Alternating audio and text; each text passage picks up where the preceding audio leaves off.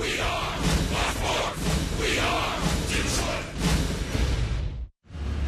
Tigers baseball on Fox Sports Detroit is presented by Bell Tire.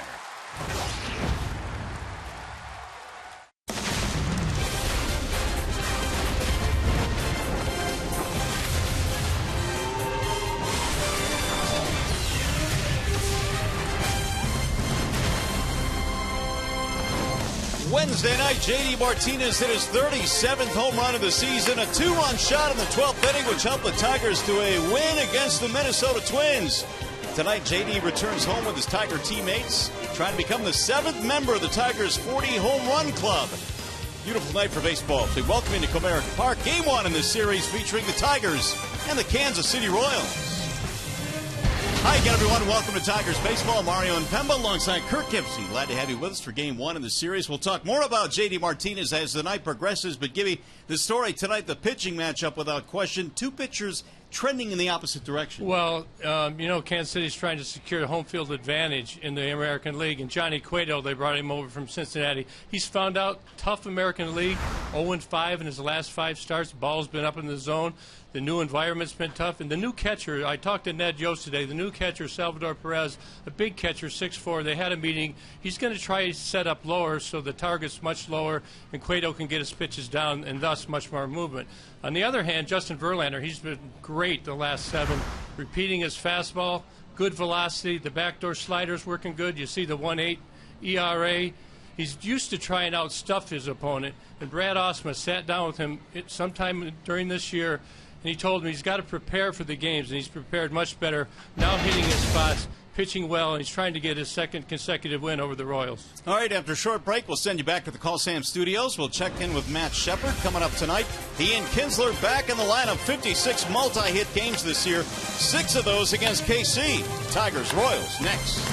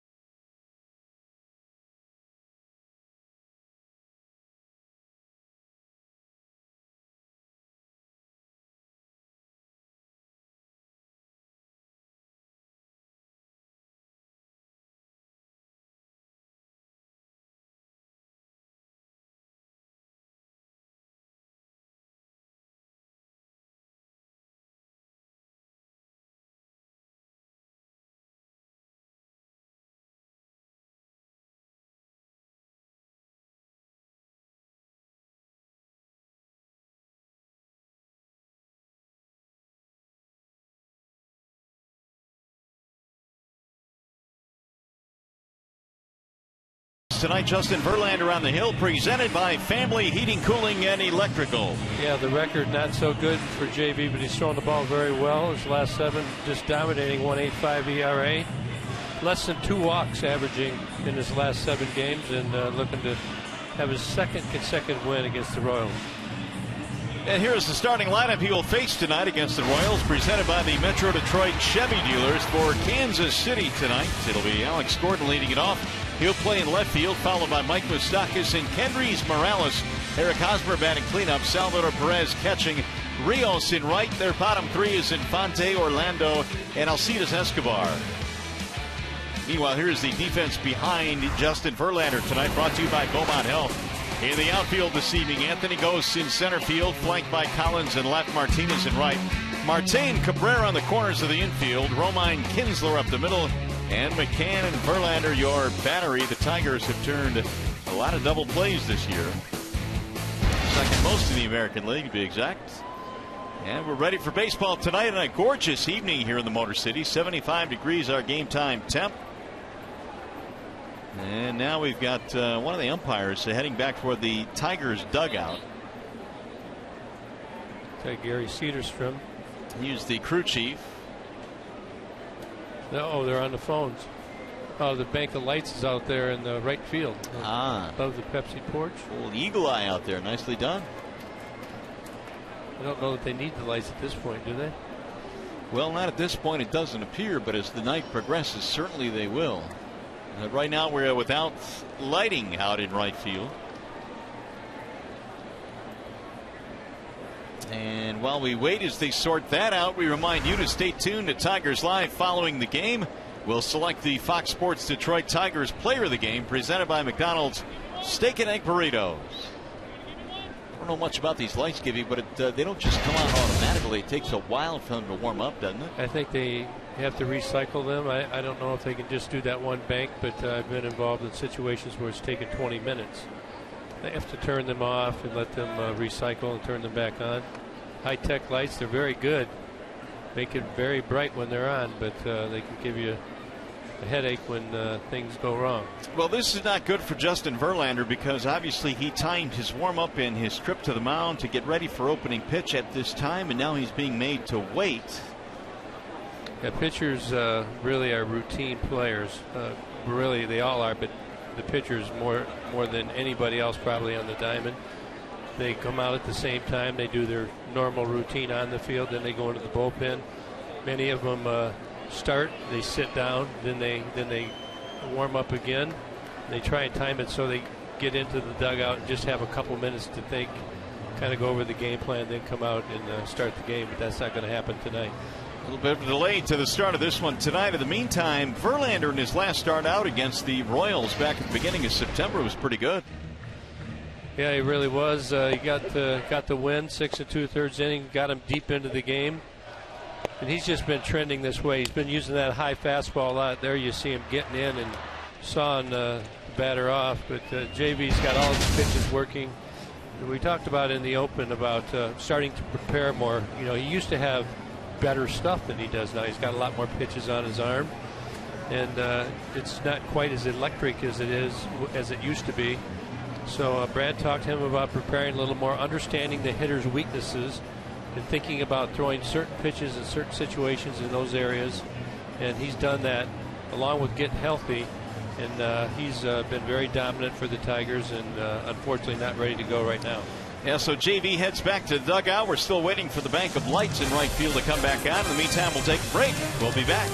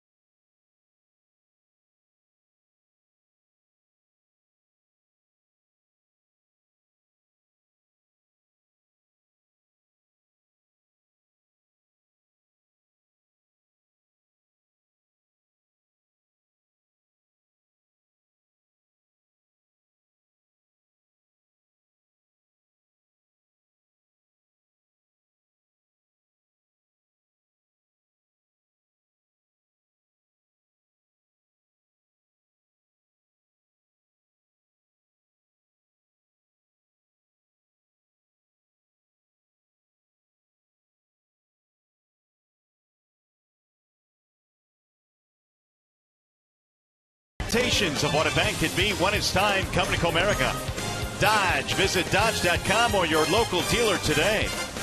Lando Frost, great tasting lunch meat and more.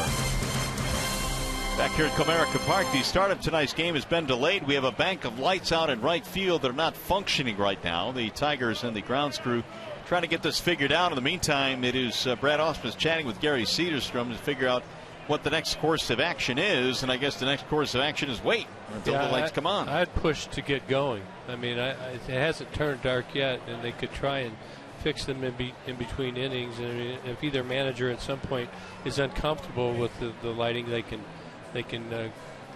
stop it at that point. Well, J.D. Martinez is one guy we've talked about. We talked about him at the top of the show here tonight. His 37th home run on Wednesday. And J.D. now is pushing for 40 on the season. Yeah, he's a guy sitting in the field. He wants to hit for sure. He's had a great year. Hitting balls to all parts of the field. His power is great. I think the significant thing for J.D. and the Tigers is it's back-to-back years. Remember, we got him out of Houston.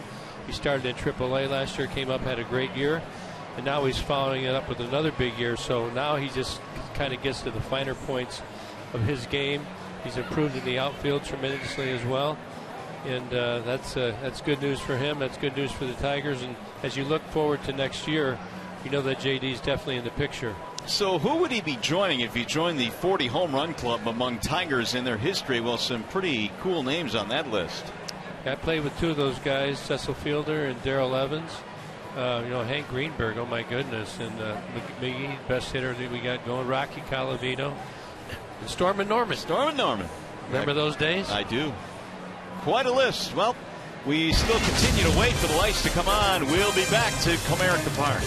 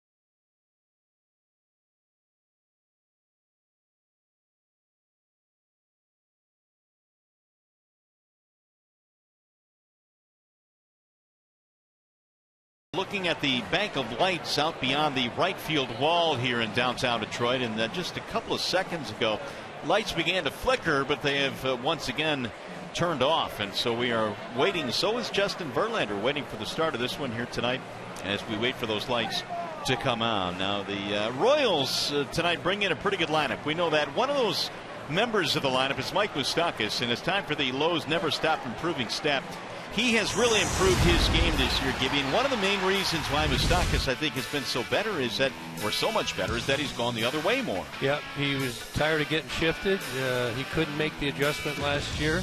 He came out this year and is hitting the ball to left field, not being as shifted as much. But I've watched many games that he's hit the ball to left field, just taking what they give him. But that tends, once you do that, it tends to kind of relax you and makes you a better hitter on all other pitches as well, because on the ball away, you have to let the ball travel a little deeper. You see it a little longer. You have to be shorter to that pitch, and it works for all the pitches. Well, the Royals have a very comfortable lead in the Central Division, 11 games. They're going to win the Central Division, and that is a given. Now, the question is, will they win home field advantage throughout the postseason? And that is something right now they're playing for. Yep, they're two up on the Toronto Blue Jays, and if you just look at the schedule on the way out, they've got the Tigers here, the Mariners, the Indians, a makeup game against the Cubs, the White Sox, and then they finish with the Twins. They finish with 13 in a row. On the other side, you got to look at the Blue Jays and who they finish with. They've got the Red Sox this series, which they're very hot. The Yankees, the Rays, the Orioles, and then they finish with the Rays again, and they finish with 10 in a row. Both have about, looks like Toronto's got several games at home, maybe a few more than the Royals do. But that's very important as you get into the home field advantage as you go through the playoffs. You want to be playing at home. We were in Toronto not long ago, and we know that they're very, very good at home. I think they're not as good on the road. So it's a very important series. Every game, kind of watching what Ned Yost is doing. I talked to him before the game today, and he's talking about, I said, do you keep resting guys with all the things that you have going for you? Do you keep resting guys? Which he says, yeah, we are. This is the second straight game for Lorenzo Cain. He's been a great player for them. So you want to rest your players. At the same time, you want to keep them in competition, and at the same time, you want to secure that home field advantage. So there's a real tender mix of what you do and what you don't do, and that's why they pay the managers the big bucks. Well, unfortunately, right now, everybody's resting because we're still waiting for the lights to come on out in right field. So as we continue to wait here at the ballpark, the lights are flickering. Hopefully we'll have baseball when we come back.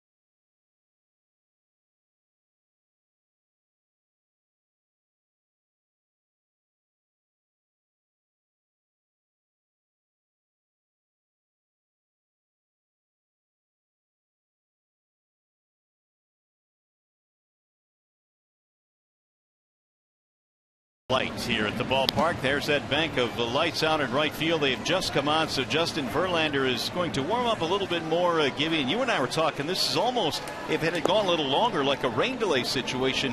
JV can only stick around so long. Well, it's about a 20-minute delay as we stand right now, but if it was raining out, you usually 45 minutes is about where you kind of start to make a decision whether you're going to go with the same pitcher or go with another pitcher.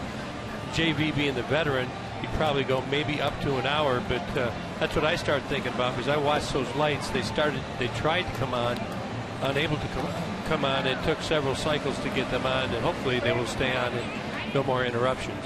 Well, you might notice in the stands tonight, and Gibby and I are also wearing a little bit of pink. It's Pink Out the Park night tonight, and fans coming out in droves supporting the research for breast cancer research, which is really always an outstanding cause. We do this every single season here at Comerica Park, and I tell you what, the fans have come out in droves tonight wearing their pink, so that's always a great sight here at the ballpark. Well, it looks like we will have baseball a little bit late tonight, but we have it nonetheless. And Alex Gordon strolling to the plate. Justin Verlander hopping on the mound, and the Tigers and Royals getting set for game one in this 3-game weekend series. Beautiful night here at the ballpark. Temperature in the low 70s, and we're just about ready to get this one going. Alex Gordon batting .285 with 12 home runs. Digs into the leadoff slot now for KC.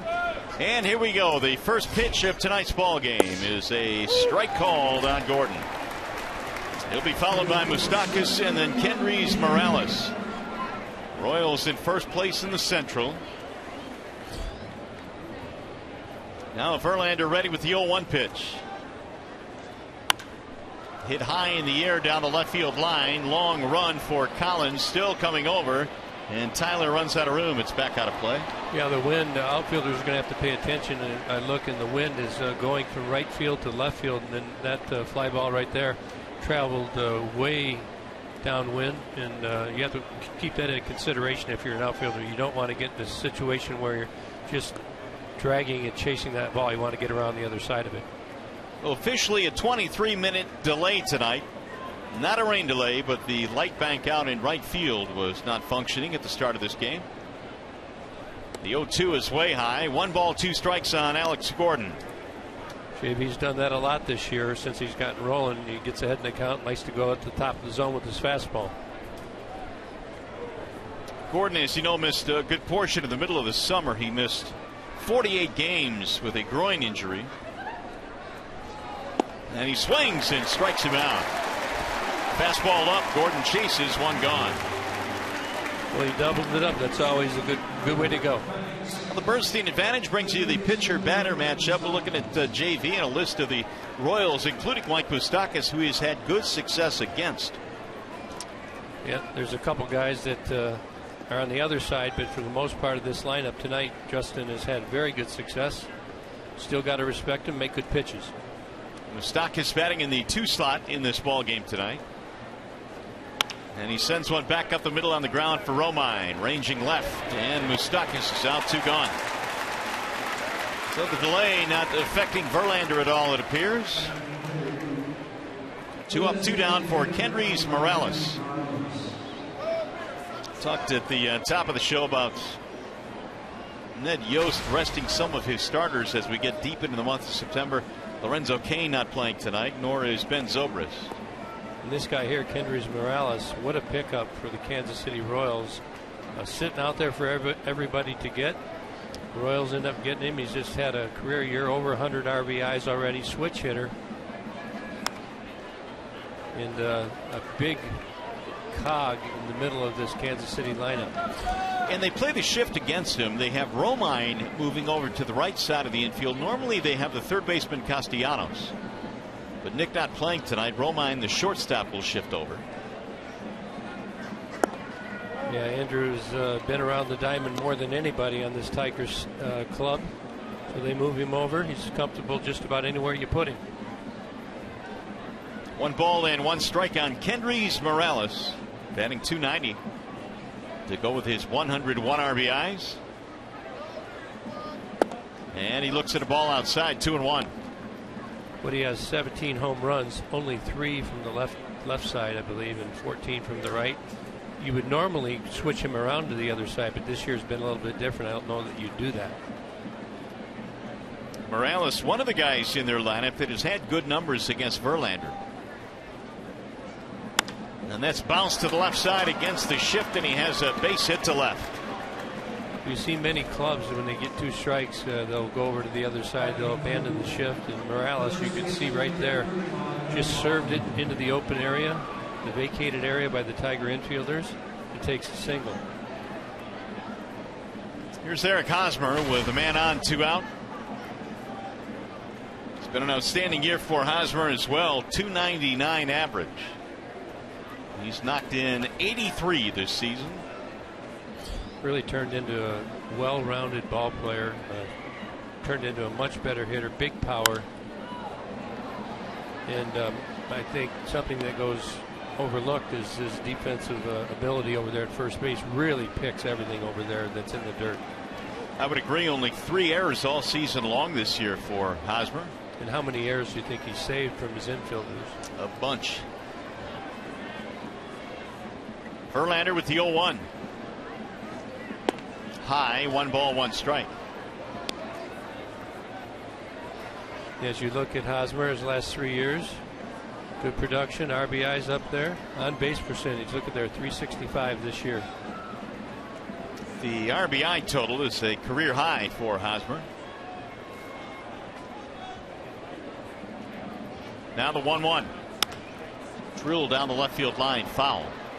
You know, it seemed that so many years we kept hearing about those 2 guys down in the minor leagues, Moustakas and Hosmer, and how when they get to the big leagues, they are going to have a big impact. It took Moustakas a little bit longer, I think, than Hosmer, but they have both certainly arrived.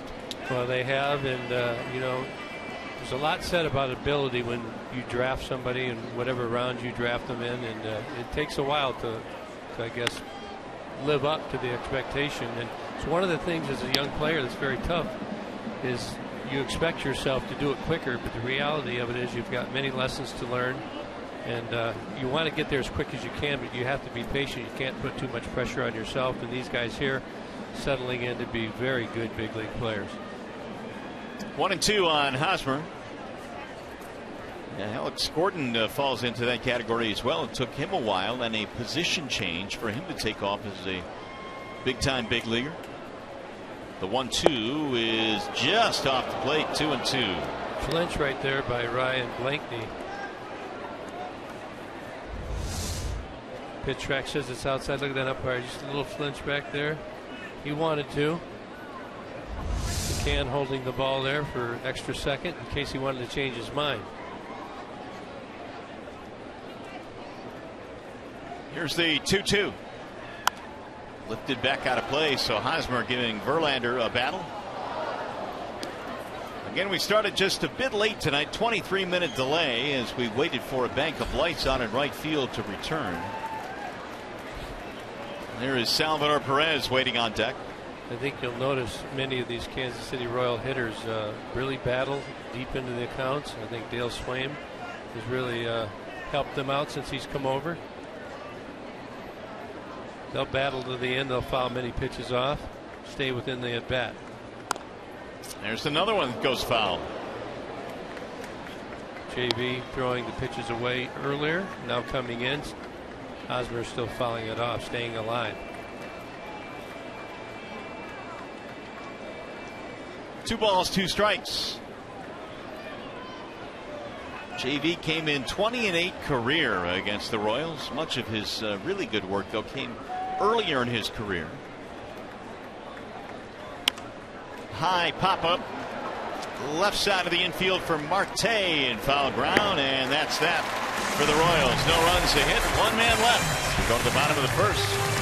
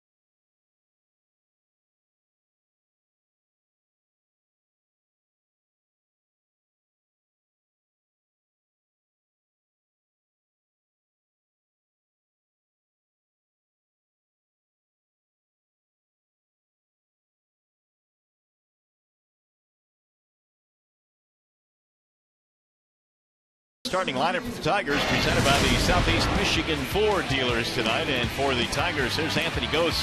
He'll be starting things off, followed by Kinsler and Cabrera. J.D. batting cleanup. Victor Martinez, the DH. Collins in left. Your bottom three, Marte, McCann, Romine playing short tonight for the Tigers. And they are facing the right-handed offerings of Johnny Cueto. Ninth start for the Royals, 2-6, 0-5 in his last 5. Lots been said about what's wrong with Johnny Cueto, but he has not thrown the ball the way they thought he would. But of course, they hold out that he will turn it around, and they're hoping he'll do so tonight. So Cueto will face Anthony Gose here to get things going in the bottom of the first inning.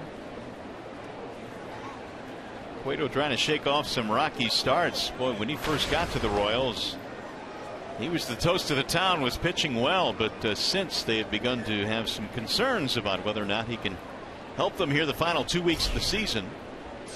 He's out to prove that he can tonight. The first one is outside to Anthony Gose. Well, there's big expectations when you go over and get somebody prior to the trade deadline, and he has not lived up to it, as you said. But their hope is they can get him turned around, get him on track. And I think he may be a candidate to be opening day starter in their first playoff game. Here's the 1-1. You'll notice very different deliveries for Cueto. Sometimes it's a quick pitch. Sometimes, like that last one, is a very slow turn. He will do quite a few different things. That's a Louis Tiant right there. That last one was. 2 balls, 2 strikes. And then he's got what they call, I think, the rocking chair. But he did that in Cincinnati as well. But he had his rhythm and everything was going right, so it didn't make a difference. But here it's become a subject. And he missed outside. 3-2 now on Gose. Well, the Tigers for sure have seen Cueto quite a bit this year. His 5th start against Detroit. One of those coming as a member of the Reds. Bouncing ball right side, ranging left is Infante. 1 out. Well, we just talked about the various deliveries that Johnny Cueto will go with, and here we'll look at this as the quick pitch. He acts like he's going to be a regular pitcher and then just comes at home plate. This is the Tiant twist. Of course, not many of you remember Louis Tiant, but I do. I do too. And then this is the old rocket chair. This is almost a borderline balk for me. But he gets away with it. Now, if you get guys on base, you can't do that. That's the game plan. Quick pitch there. Ball 1 to Kinsler. Ian's batting average an even 300. Had the go-ahead RBI on Wednesday in the 12th inning, breaking that tie. It was a good win for the Tigers. It was back and forth all night long, especially late in the game on Wednesday, and they would finally prevail in 12. Started as a rain delay, then you go into 12 innings. Long trip home, 6 a.m. arrival, and an off day, and they're ready to go tonight. Slow roller left side. Shortstop can't get it. Right by Escobar into left field. 1 on, 1 out. The defense for the Royals tonight brought to you by Tim Hortons. Will start in the outfield where Paulo Orlando is playing for Lorenzo Cain tonight. Gordon and Rios will flank him. Moustakas, Escobar, Infante, Hosmer on the infield. Perez, Cueto, your battery. And Gordon has some gold gloves in his pass. Yes, he does, and very good in assist as well. You got to watch it when you're trying to take a base on Alex Gordon. He'll throw you out. Here is Miguel Cabrera. And he looks at a strike. Also down there at first base, Ian Kinsler with Salvador Perez behind the plate. You want to make sure when you take your secondary lead, you make sure you get back, because Perez will throw you out. Got a very quick release down there. Meanwhile, the curious story of Miguel Cabrera continues. He is 0 for his last 20, but he is still in first in terms of batting average. He has a .335 mark coming in. Xander Bogaerts is second at .321. Cueto's 1-1. You know, you look at the various signs. I mean, I thought when this started, he was swinging in a lot of first pitches like he didn't do normally. Even that last take right there, you see that little flinch of that front shoulder, which normally he does not do. So it just tells you his timing's a little bit off, searching for some rhythm. Line to right field, slicing, fair ball is going to go to the corner. Kinsler is on his way to third. They're going to try and score him. Kinsler coming around, and he will score. And Miguel Cabrera with a first inning RBI double.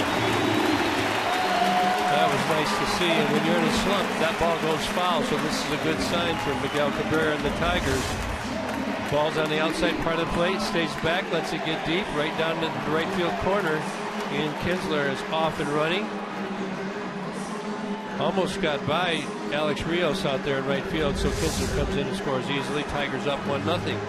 And so much for the 0 for 20 slump. It's an RBI two-base hit to give Verlander an early lead. I'm not sure, but I think that Johnny Cueto's given up. That's been one of his vices in this latest streak, is he's given up many first inning runs. Again, doing it tonight.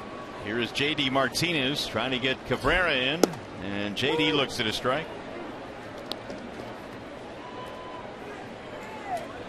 Martinez, 96 RBIs. We've talked about the 40 home run plateau and how that would be really a neat sight to see him reach that level, but he's also probably going to get to 100 driven in. Waving a miss, 0-2. There you see the last 40 seasons, 100 plus RBI. JD's trying to join this crowd right here. Magli Ordonez 3 times. Bobby Higginson sighting, huh? Yeah. The Kemper, Steve Kemp. 100 RBIs among Tigers outfielders. There's a swing and a miss, and JD is carved up. That was the old cambio right there. Change up. Nice. Pulling out some Spanish tonight. We usually do one word tonight, don't we? Typically we do, yeah. Cambio. Salvador Perez almost didn't get that glove down, so he did. That's 2 down.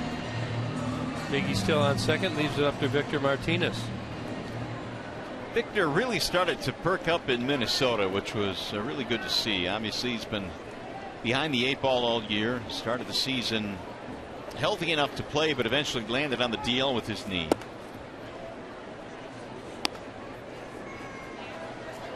Cueto now has allowed 8 runs in the first inning in his last 4 starts. It has gotten him again here tonight with the double by Cabrera to score 1.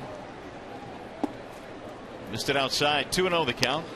I mean, if you're Johnny Cueto, and if you're any player, when you get into an adverse situation, you know, how do you process it in your own mind? I mean, if you think about it, Ian Kinsler had a single that just got by the shortstop. He got in on him. He made a good pitch. Then you give up a double to the best hitter in baseball. So, you know, but it can take and sway your mind, and you start to overthink things, and hopefully the Tigers will turn this into a big inning. Victor takes high now, 3-0. Looks like somewhat of an unintentional intentional. You got Tyler Collins waiting on deck. It appears that Cueto would rather face him with a man in scoring position. Let's see if Victor gets anything close here on 3-0. Ooh, a high strike. 3-1. Martinez was 5 for 12 in that series against the Minnesota Twins. He sits safely now in 4 in a row.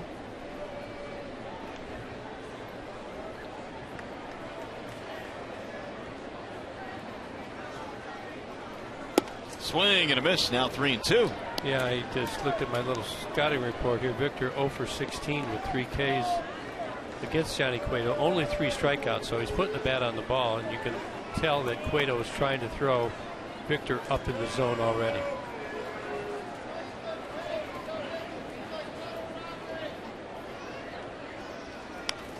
The 0 for 16 is a pretty good sample size, though. Yes, it is. But like I said, it's not like 10 Ks. True. So, I mean, he is putting the bat on the ball. There are some instances when you just don't get hits, but you got to respect Victor Martinez and what he's accomplished over the years in these situations. 3 balls, 2 strikes. Tigers have an early 1-0 lead. It's fouled back out of play again. Johnny Cueto giving him the express 94 miles an hour, trying to get it in on him. Cueto, a free agent at the end of the offseason, 29 years old, native of San Pedro de Macorís. In terms of his own feeling toward next year, he wants to get it straightened out going into that free agent season. There's a drive to center field, base hit. Mickey coming to third. They send him home. Orlando's throw to the plate, and he is out, standing up. Cabrera thrown out on a one-hopper by Paulo Orlando. The Tigers, however, take the lead. Kinsler with a single, and Cabrera drives him in. 1-0 Tigers.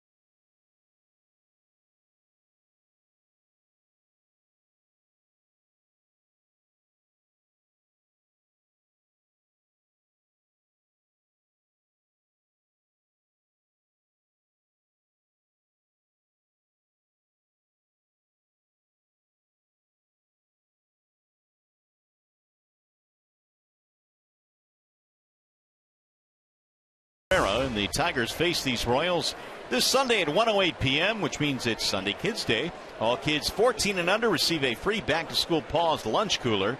If you'd like tickets, call 866-66-TIGER or go online, tigers.com. It'll be the final game in this series. Here is Salvador Perez to lead it off for the Royals. Justin Verlander allowed a single, no damage in the first. And Perez hits a hard ground ball to short, handcuffed a little bit. Romine stays with it. Fortunately, a slow runner, one gone. Well, that was a bullet right there, and Romine did a really good job. I want to show this, because when you bobble a ball like this, you don't ever want to panic. And you see many times players try and reach quickly and drop it again, but Romine knows who he's got running, does a good job at taking his time and making a good, accurate throw. That, you think that that's an easy play, but you'll watch many players rush and make that into an error. Here is Alex Rios. Rios missed a lot of the early part of the season with a wrist problem, was hit early in the year, and missed a lot of games. He's been raking lately. A lot of conversation about who's going to be on the playoff roster of these Kansas City Royals. Alex Rios is one of the guys who was maybe not going to be getting pressure from some of the youngsters, but he's been raking about the last 15 games, hitting over 400, I believe. Well, it's a decision that managers certainly love to have, but going into the postseason, who their roster will be, and the Rios making a late push. Well, Paulo Orlando has played really well. Dyson's always been on their playoff roster. He's a burner. Slow roller towards second, easy play, and Kinsler throws him out. Terrence Gore's never been thrown out, I don't think, on a stolen base. So Ned Yost has got some tough decisions to make, and then the other one, I think, is at second base with Omar Infante. Ben Zobrist has been playing second base for most of the recent games. Fonte set out, 10 games or so. Had a huge game yesterday with 7 RBI. So Ned Yost has done a good job of kind of creating some competition, I think, amongst his own team going into the end of this season. Omar's batting average low this year compared to other years, just 221. In fact, his power numbers low as well. He's never been a big home run guy, but he has only 2 this season. But Omar, you look at his postseason, 45 games, 255, a home run, 9 RBI. I don't believe Alex Rios has ever been in a postseason game, but he does have quite a bit of experience. The 1-0. Yeah, Rios has never been, and there's something to be said, I think, Gibby, about that experience in October, isn't there? Well, there is, but there's also something to be said about outfield defense, the speed, the flexibility that you might have. High fly ball, right center field. Ghosts on the move. Martinez on the move. Anthony runs it down to the gap. 1-2-3. Go the Royals here in the second. We'll go to the bottom half here at Comerica. Verlander and the Tigers still lead by 1.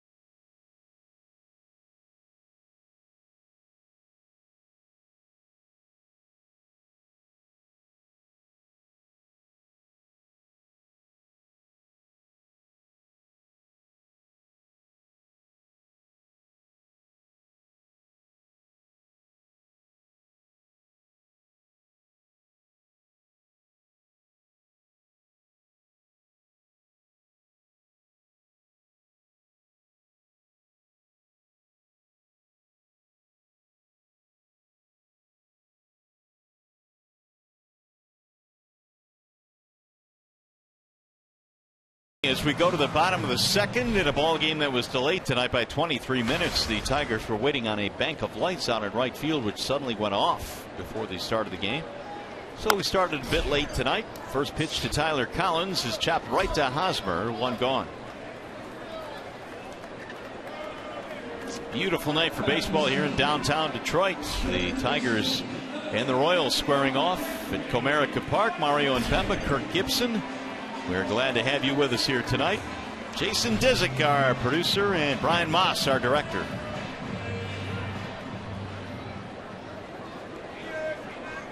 Here is Jeffrey Marte now to face Johnny Cueto. There's a strike called on Marte. Nick Castellanos not playing again tonight. He was a late scratch on Wednesday against the Minnesota Twins. Little groin tenderness. Saw him out for early BP today, taking some ground balls, so it looks like he's progressing. 1 ball, 1 strike on Marte. He'll chop one to the shortstop, Escobar. And Marte is out 2 away. Only 3 pitches, 2 outs so far. You might want to take a couple pitches here. Cueto threw 24 pitches in the first inning. Here's James McCann.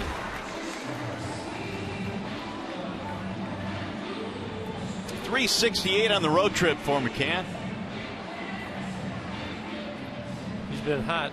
Went through a little dead period where wasn't having good results. Probably got wore down a little bit. But definitely that road trip sparked him back up. Yeah, the average up to 272 now. Ball one. There you got it. 341 in September.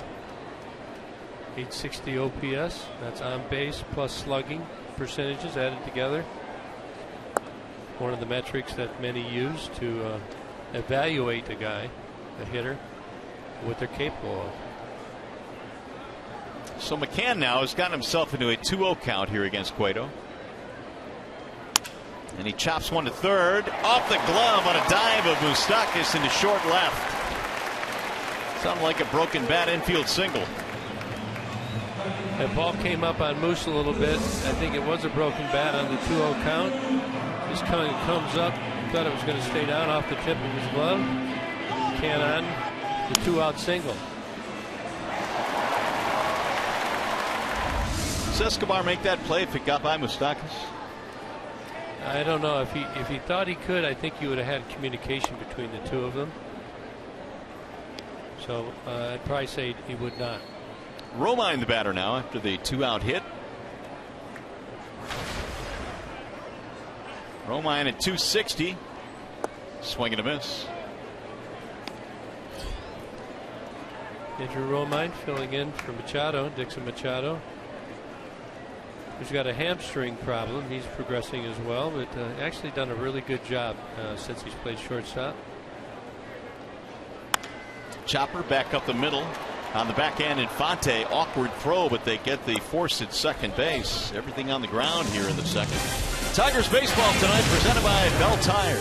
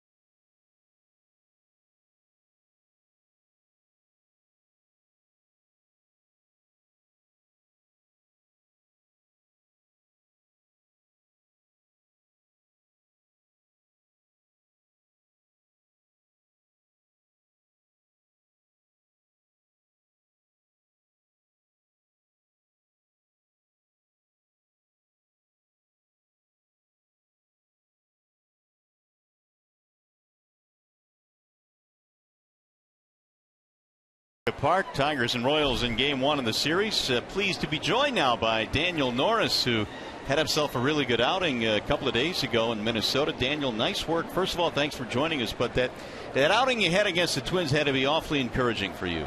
Yeah, absolutely. I mean, more than anything, it was just good to get back out there and be relevant to the team again. But no, it was great. Paulo Orlando leading it off here as we go to the top of the third against the Royals. Well, let's see. You gave up just one hit in that outing, and your velocity was good with the fastball. How would you grade yourself? I'm always a tough grader, but I mean, I definitely felt good. The time off left me fresh. So yeah, I was glad to get out there and just kind of get my feet wet. No pun intended with the water coming out there. Daniel, Kirk Gibson, and did you get tired? I know you had a pitch limit of around 50. Do you know what your next pitch limit is going to be in your next start? No, I didn't get too fatigued. I mean, I felt pretty good all the way throughout. As far as next time goes, I'm not really sure. I think if I had to guess, maybe 60 or so. Daniel, take us back to the injury. You were pitching at Wrigley Field against the Chicago Cubs. You got into the 4th inning, or the 5th inning, I should say, in that game. And all of a sudden, it looked like you were a little bit upset with what had happened there. And it looked more serious than I guess it turned out to be, because you came back fairly quickly. Yeah, I mean, I definitely felt something on the pitch, and I knew it wasn't good when it happened. And then especially when I got the diagnosis, it was kind of frustrating. But I told him, I was like, I want to take it seriously and try and get back this year, because I don't want to just kind of hang it up yet. I want to finish strong and do all I can to get back out there and compete with this team. So Randy Wolf is messing with you right now, isn't he? Yeah, it's not the first time he's messed with me. Good veteran. Go up there and beat his butt. There's a ball down low to Orlando. 2 balls, 2 strikes on Paulo. Tell him you got a bodyguard's coming to get him if he doesn't watch it. Yeah, he is my bodyguard, so it's kind of. He is? Yeah, that's real nice of him. Daniel, how do you look at this year? I mean, where you started, where you are now, how do you process it all, and what do you look forward to as you look into the future? It's an interesting question. I'm going to have to look back on it when the season's over. I've always kind of been that way, just to, once the season's over and I can kind of relax and get settled into the offseason, then I'll kind of look back and, see what I could have done better and what I did well and what I can, obviously get better at. But yeah, I mean, so far it's been a lot of fun, and I mean, I'm very happy to be a Detroit Tiger right now. Yeah, do you remember, and what do you remember about when you heard that you were traded, and what was the emotion that you felt? Yeah, I remember calling my parents right after it happened, and it's one of those things you can't really fake. It's either you're happy or you're kind of like, oh man, this is a weird feeling. And I was definitely happy, just for a new opportunity, but also, an organization that just has a cloud as such as this one. It's just very exciting and honored to be here. Alcides Escobar, the batter, here with 1 out. We're chatting with Daniel Norris, who made his first trip back to the mound after he was injured in that game against the Cubs. And we're talking about Randy Wolf and kidding about what he's doing to you right now and kind of messing with you. But you guys were together in the Blue Jays minor league system, and Randy obviously has a ton of experience, 17 years in the big leagues. He's really messing with you now. Now, do you want to say any good things about him? What has your relationship been like? Yeah, as hard as it is right now. No, he's been great. He's been such a mentor to me. It's, on and off the field, and how to prepare for starts and every 5th day. I mean, gosh, when you've got a guy that's been doing it for 14 years like he has, it's when you're around him, you act like a sponge and just soak up all the knowledge. Even when he doesn't realize he's, teaching you, I'm listening and I'm watching, and it's been great. I think, being sent down and from the big leagues to AAA in April was obviously tough, but I think there was a blessing in disguise there, is being able to be around Randy and having him on my team in Buffalo, and then me being traded after that, and then him coming right along. Like, I don't know, it doesn't seem like it's I think it happened for a reason. Who do you think is a better hitter, you or him? I know he likes to swing the bat a little bit. Yeah, no, I think I'm a better hitter. Well, we do know this. You're a pretty good athlete. That diving play you made in your first start with the Tigers in Baltimore was pretty cool. I mean, do you go back to your high school days playing a lot of different sports? Is that why you're such a good athlete, do you think? Yeah, I mean, I think so. I played football and basketball as well in high school, and they're all kind of cross trainers for each other. Yeah. And I mean, I as far as my career right now, I take pride in my athleticism. In the off season, that's the way I train. I want to be the best athlete I can be on the mound, and be in the best shape of my life I can be. And that's that's kind of how I train for the season. It's just I want to be able to make those plays. I want to be able to get off the mound and do that kind of stuff. And, ultimately, I do it to be able to repeat my delivery and get out there and be more consistent as a pitcher. Well, Daniel, congratulations on getting back into the rotation. We look for great things from you next year. Good luck. Yeah, thank you. Appreciate it. Daniel Norris joining us here tonight. Tigers still lead 1-0.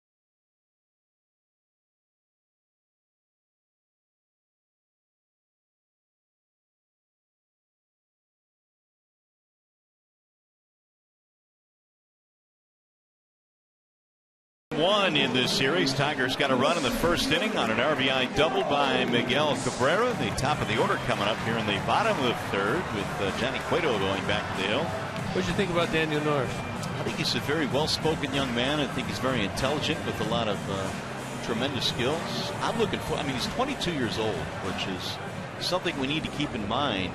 And to get to the big leagues at that age, he's really impressive, I think. I think so too. As you watch him around the field, watch him in the locker room, even when you're traveling, he's ahead of the curve for sure. Here's Anthony Gose. There's a strike on the outer edge. He's got to learn how to take care of that distraction, though, doesn't he? Well, you could serve as a bodyguard if you'd like. Well, I'm in the booth. Far too old to do that. 1 ball, 1 strike to count. Well, he's had a great relationship with Randy Wolf, so it's kind of neat to see those two reunited here in Detroit. Yeah, again, he's smart. He knows where to go. He knows who to hang around, and wants to pick up some tips, some wisdom, some knowledge, and put it to use. I love the term at the end, repeat my delivery. You see, he's thinking about it. He understands that's the whole key to it all. Here's the 1-2 outside, 2-2. It's funny you mention that because Ned Yost was saying that about Danny Duffy, one of their starters, having trouble repeating his delivery, and it's such a key to be able to have success. Well, there are components to do it, and you have to find out it's different from for everybody as Ghost goes down swinging. 1 away, and just a reminder as you enjoy a cold one to look forward to Miller Time later in tonight's game, brought to you by Miller Lite. I guess it's kind of like a hitter that, you know, wants to be consistent with his swing. The starting pitcher, or any pitcher, really wants to be consistent with his arm slot and his delivery. Yeah, I think the key is balance before your delivery or before you swing the bat when you get into the ready position. You know, but you have to find the terminology and the language that resonates with each of the pitcher and the hitter. Well, Kinsler has another multiple hit game already. That's 57 of them, 2 at-bats into this game. We've watched it many times this year. He just takes that first pitch, good discipline, going the other way against the Kansas City team that was not in a total shift, but moved over towards the left side of the diamond, and 57th multi-hit game, leads the major leagues. So here is Miguel Cabrera. They played a pull on Miggy, and he looks at a ball outside. In his first at bat, he lined a double to right field, scoring Kinsler, and that broke an 0 for 20 for Cabrera. Smell a big night from Mickey. I was thinking the same thing coming in. You're back home here. It was a tough road trip for Cabrera. He'll shoot that one again the other way, but this one goes foul. You know, through the whole streak, it just seems like attitude is good. It's pretty, stays the same, level-headed. You know, you can watch people when they're struggling, and you kind of see some things. And of course, Mickey's. Did you just see what he did? What did he do that for? He just bunted. They were throwing the. Cueto was throwing the pitch in to change the balls, and he just stuck his bat out and bunted it. I'm not so sure Perez thought it was funny, but I did. Here's the 1-1. Rolled foul, 1-2. Cabrera now has 69 RBIs, trying to hold off Xander Bogaerts in the average column to win his 4th batting title.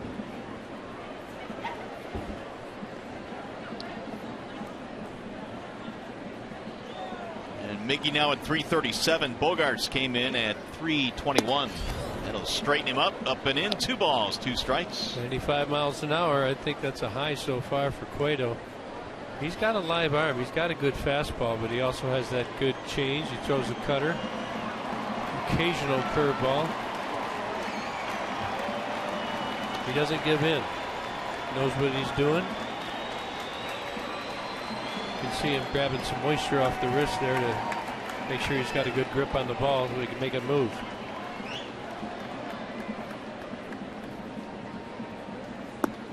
Ooh, just off the plate. 3-2 on Miguel. Looks like Cueto won that pitch, didn't he? And Blackney almost gave it to him. Wow. Just off the plate. Perez holding the glove there for an extra look. Didn't get the call. This is the pitch you got to watch out for on the close calls.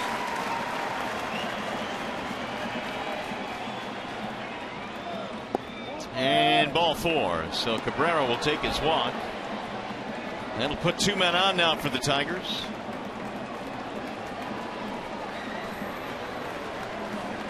First walk of the ball game for Cueto. That was an off-the-body slider, so they call front door, and it looked like Salvador Perez wanted that pitch, didn't get it.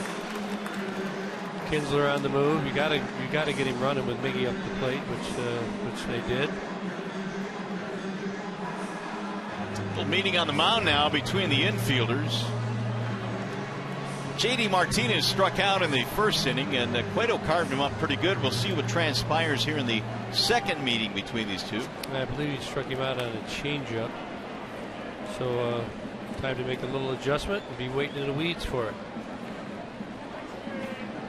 J.D. was .423 on the road trip. Drives this one in the air to shallow right field. Rios coming in, and that'll hold the runners. They cannot advance. So Martinez 0 for 2, 2 outs, and that brings up Victor Martinez. And JD tried to get his hands, pull him in there. Cueto kind of turned that fastball over, running in on the barrel. I mean, on the trademark, off the barrel. Gets the easy out. And now for the second straight hitter, Perez goes out to the mound to speak with Cueto. Oakland umpire Ryan Blackney was out there to speed it up. I think that it's been a big change for Cueto. The environment, the league, new organization, the new catcher. I think that they're really trying to get him comfortable with all that he's working with. And these little successes that he's having, I'm sure that Salvador Perez is going out there and trying to get him to imprint that feeling. It seems to me, and you would have much more experience at the major league level, obviously, in speaking about this, but when you come over in a trade at the deadline, I don't care really how good you are and how much success that you've had. There is a ton of pressure. I mean, you are expected to deliver the goods now the final 2 months of the year after you come over in July. I think so, because you want to do good, you want to live up to it, and also he wants to get into the postseason and do his job. High pop up in the shallow center field. That's going to be Orlando coming in to retire the side. So Cueto pitching around trouble here in the third.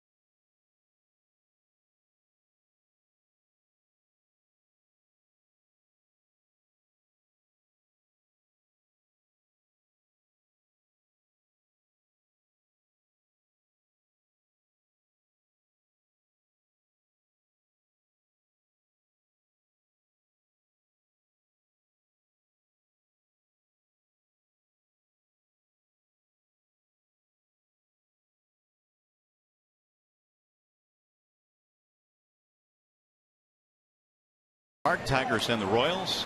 Break open a 3-game weekend set. It'll be Mike Moustakas to lead it off for KC.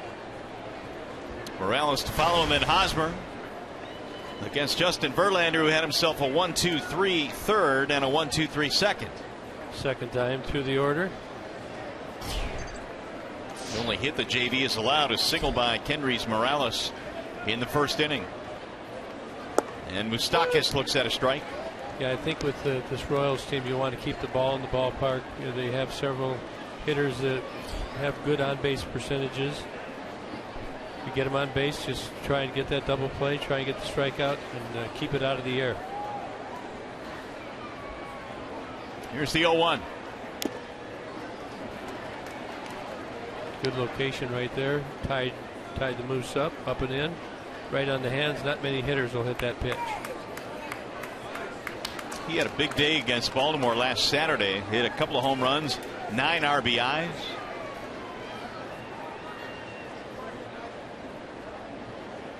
Now Verlander with the 0-2. Swing and a miss. Moustakas is out of there. One gone. That'll bring him Kendrys Morales. Well, Kendrys beat the shift. Tigers are shifting. We're going to take a look here. Up over top, 3 men to the right, and they have the third baseman just on the other side of shortstop. Many hitters are doing this nowadays, and you got to make your decisions how you want to play these guys. Do you want to shift? Do you not want to shift? Here's the graphic. You can see why shift candidate 84% of the time to the right of second base with fewer than 2 strikes. That was 2 strikes, I believe, and he still did it. So this is the kind of data that the Tigers are looking at. That's why they're making the decision to make a shift or not a shift. Not going to work out all the time, but you know, he kept the ball in the ballpark. It's not an extra base hit. It was a single, and it worked out. JV got out of it. Yeah, and for a guy that can hit the ball out of the ballpark, and a guy that has driven in over 100 runs in this year, that's not really all a bad thing. Nope. Morales in the month of September at 328 coming into play tonight. Now the 1-1 pitch. High pop-up foul. This will get back out of play. In that last pitch right there, JV tried to keep that ball in tight on Morales so he couldn't go the other way against the shift. That's the other component of shifting a batter, is if you can make the proper pitch, you almost force them to hit the ball into the shift. Well placed last pitch. Morales fouls it off. Now back to 2 strikes, and we'll see. Tigers are going to stay with it.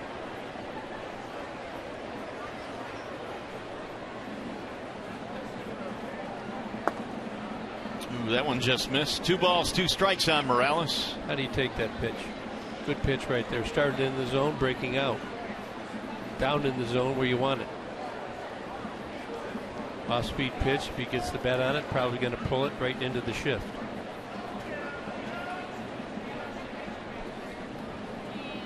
JV has retired 8 consecutive Royals since the single by Morales in the first.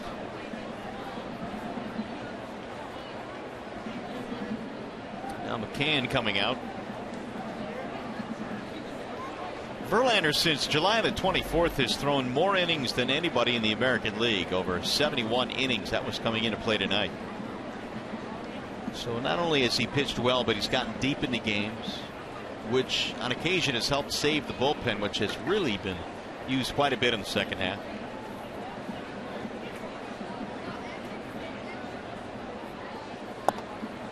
Low and away. 3-2 now on Morales.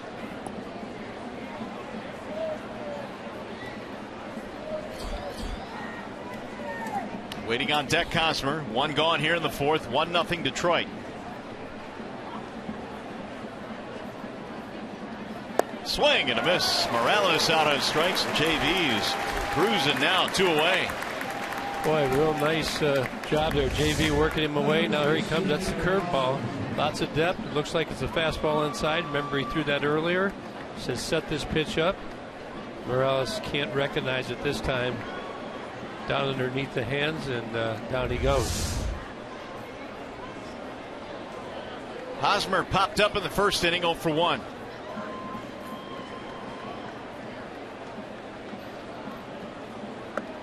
Ball 1. Now we're going to take a look at Hosmer. We went to the outfield data. You can see right here, he's got big power out here. We'll take a look at how the Tigers are going to defend that. You can see right here, goes over into left center to try and take that away, take away his strength. 2 balls, no strikes. Really is fascinating. I mean, the data really is. It's obviously become more a part of the game recently, but and it's real. I mean, and it's real, correct? Now, one thing I'll say about these are filtered to the last 120 line drives and ground balls. Okay. There's a line drive and right at Romine. We'll talk about it next inning. 1, 2, 3 inning. 10 in a row retired by Verlander.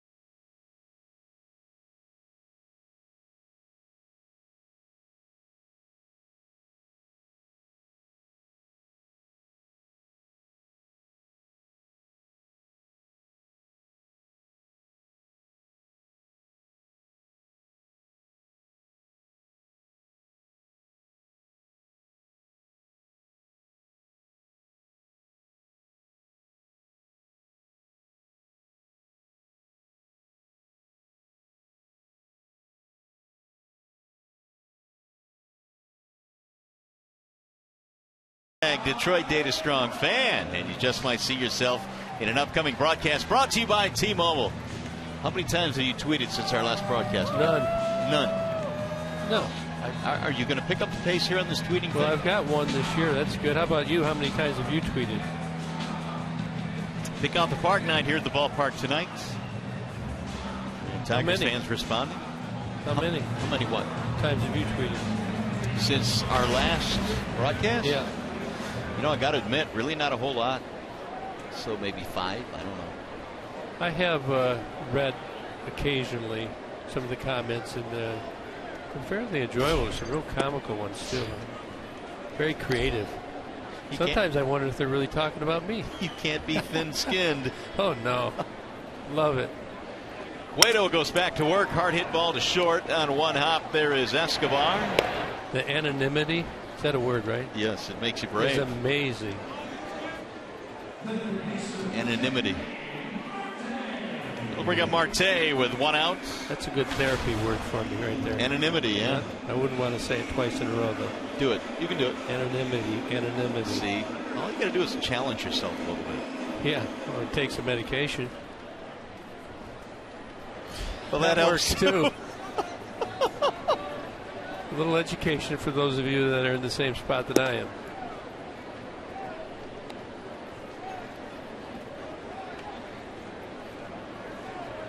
It's so quiet.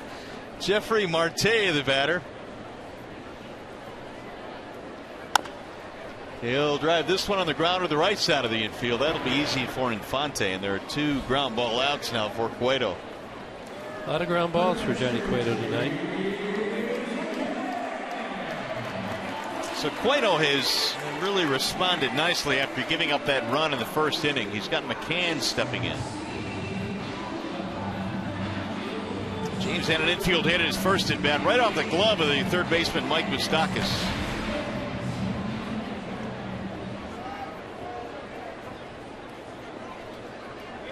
.274 batting average now for the Tigers catcher. He'll drive that one to right field. Rios going back, edge of the warning track to make the catch. Cueto a 1-2-3 fourth.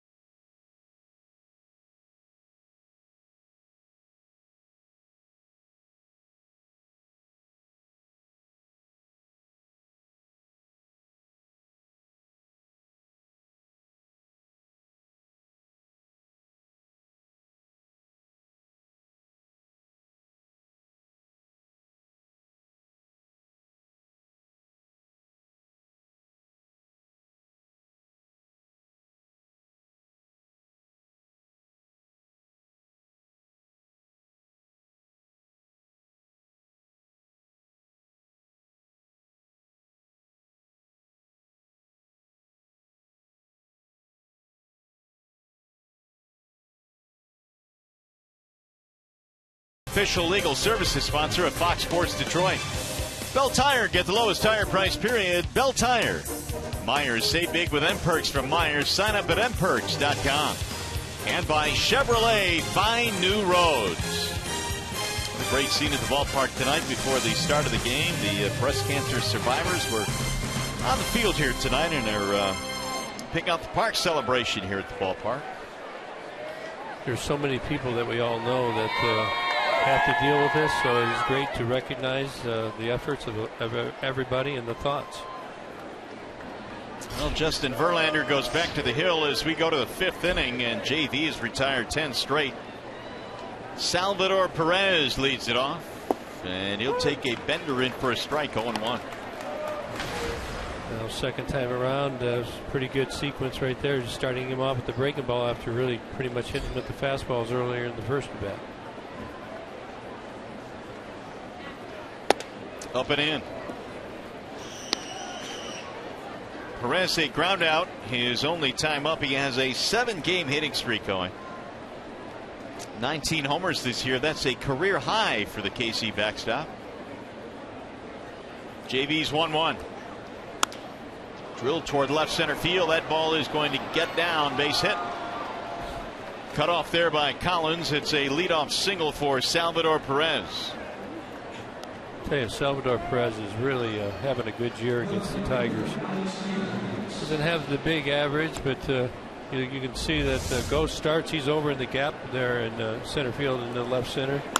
But Perez just serves it out there right where they're not. Leadoff single.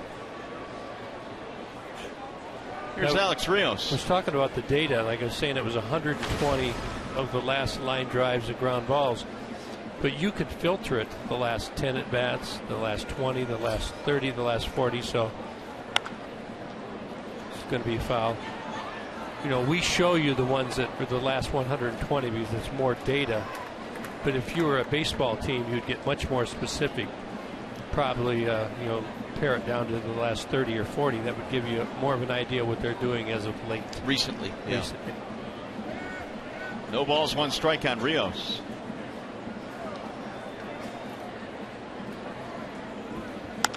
Ground ball left side, deep in the hole. Romine fires to second. There's one. Relay! Down in time. They almost turned 2 on that play.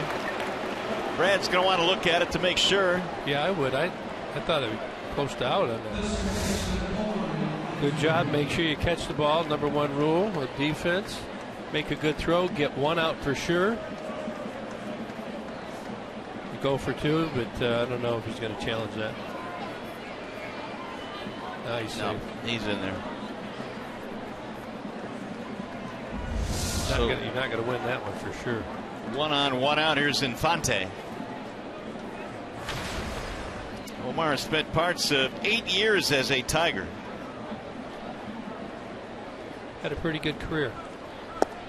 He did. Way back in early 2000, he came up with who was the other? Ramon Santiago.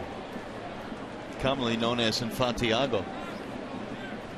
You've been waiting for that one, haven't you? Forever, and you finally set me up with a nice job. Good one too. I was impressed.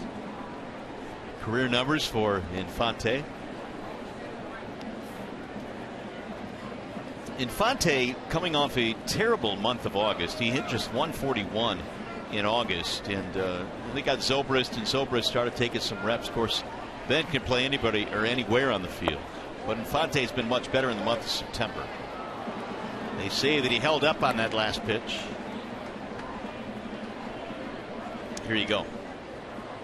Says it all, doesn't it? I mean, you talk about the dog days. That's what happened to Infante in August. He's getting time. Playoffs are near, and he's played in 45 games. We just showed that. Alex Rios, not much of a threat as he used to be. He had some really good years. 34 stolen, 42 stolen bases in 2013.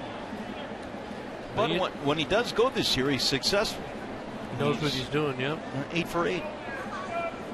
Just does not run as often. It's like he's leaning.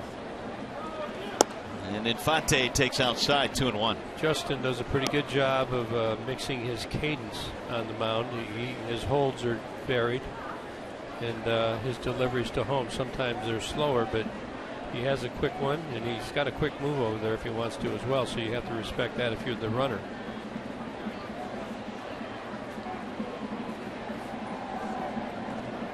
Swing and a miss. 2-2. The other thing you got to think about if you're the Royals, you have Mr. McCann behind the plate. Like over 35% of the runners. See that ball out of the zone. Finally offering it. Omar had a huge night last night in their win against the Cleveland Indians. He was 3 for 4 with 7 RBIs. One of them was what, a 3-run home run? Yes. Got a little pop. He likes that high fastball. In fact, he's only had 2 home runs all year. Both of them have come against the Indians.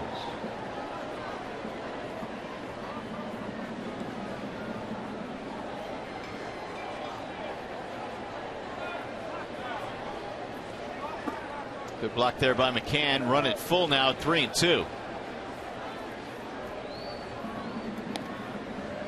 In fact, the Royals got to Corey Kluber last night. They beat him, and they earned a split in that series. Kluber's had a very tough year this year. Mixed compared to what he did last year when he was dominant. Yeah, and it goes back to what you're always saying, that you reach a certain level and fans expect you the next year to go beyond that level. Everybody predicts it's always going to be better, but in this game it just does not happen that way. Runner goes on 3-2. It's strike 3 call. Throw down to second is not in time. Stolen base for Rios, so he's 9 for 9, but there are 2 outs. James McCann, as a catcher with 2 strikes, you have to make sure you hold it there for the umpire to see it. And then he has a hard time getting the ball out of his glove. Double clutches, and Rios in there safely. Very tough catch. Lots of movement on this pitch. Look at it. Really goes down. McCann has a tough time securing it cleanly. Rios, as you said, in there safely. Well, here is Paulo Orlando with 2 outs, tying run in scoring position.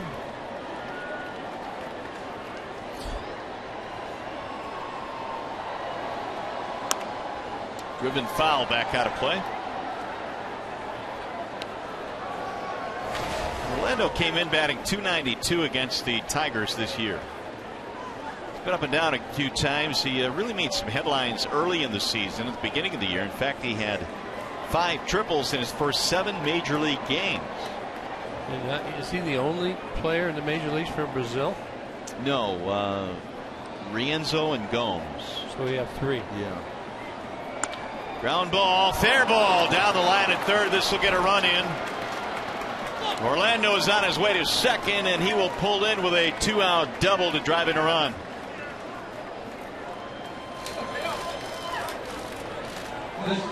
Well, JV gets the ground ball right here, but just out of the reach of Jeffrey Marte down at third base. Makes a good dive for it.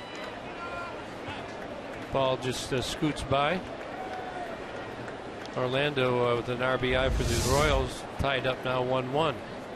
13th double this year for Paulo Orlando. If Marte is able to just knock that ball down, they save a run. But for whatever reason, the 5th inning has always been a rocky one for JV, or this year it has. Well, he needs to cut this off right here. He's got 2 outs. Alcides Escobar batting in the 9th spot tonight. He's been lowered with the return of Alex Gordon to the leadoff slot.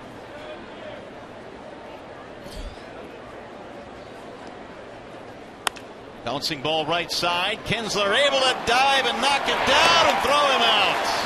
What a play by Ian. Perhaps saving a run. The Royals able to tie it up. Tigers baseball tonight presented by Bell Tire.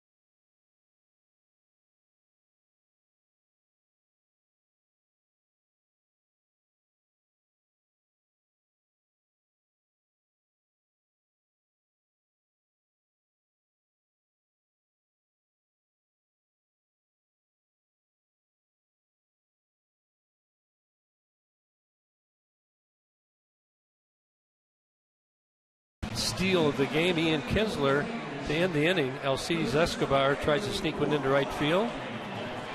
Nice dive here, secures it and up to make a quick throw to get Escobar.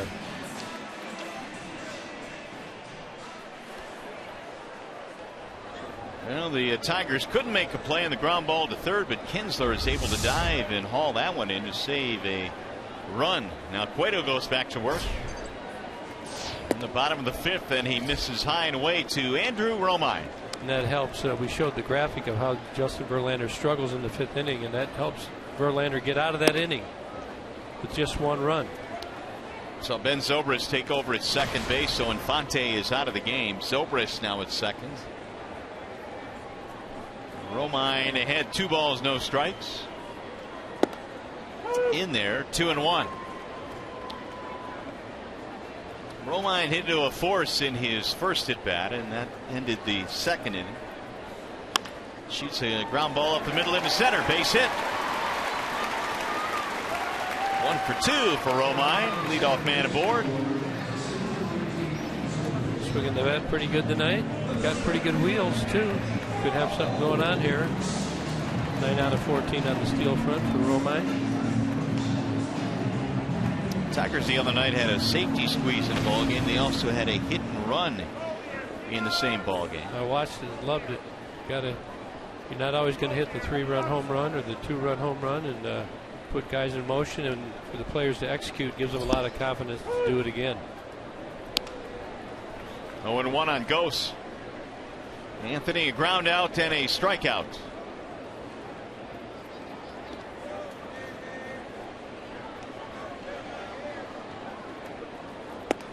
Ball high, 1-1. Yeah, this is a good count right here. The hitter looks at the signs, tries to decipher them. Those come from the dugout, Brad Osmus to Clarkie, and on to Anthony Ghost.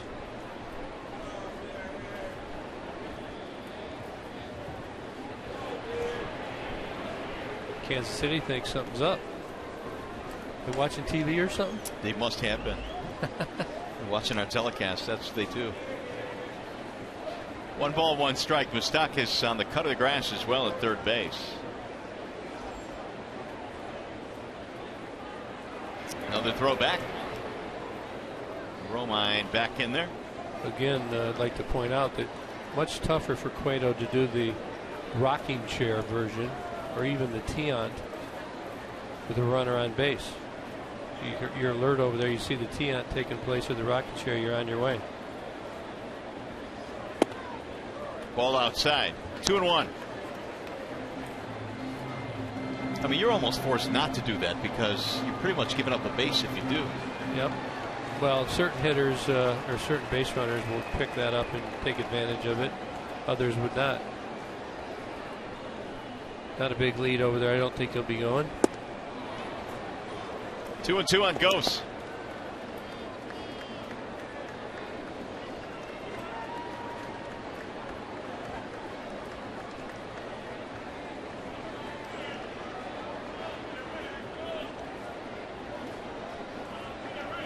Swing and a miss. He chased the high heat at 94 at the letters. He's got that good changeup, so you have to have that in the back of your mind when you've got 2 strikes, and then he comes with this fastball. You can see right at the top of the zone. Very hard for any hitter to get on top of this pitch. Mid-90s. He goes down and strikes. Well, here's a guy that Cueto has not been able to get out tonight. Kinsler has 2 singles. His last one was a bullet to right field. Inside 1-0.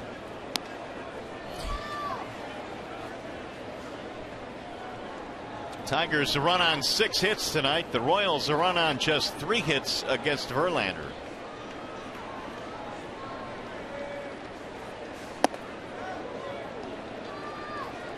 Two 2-0.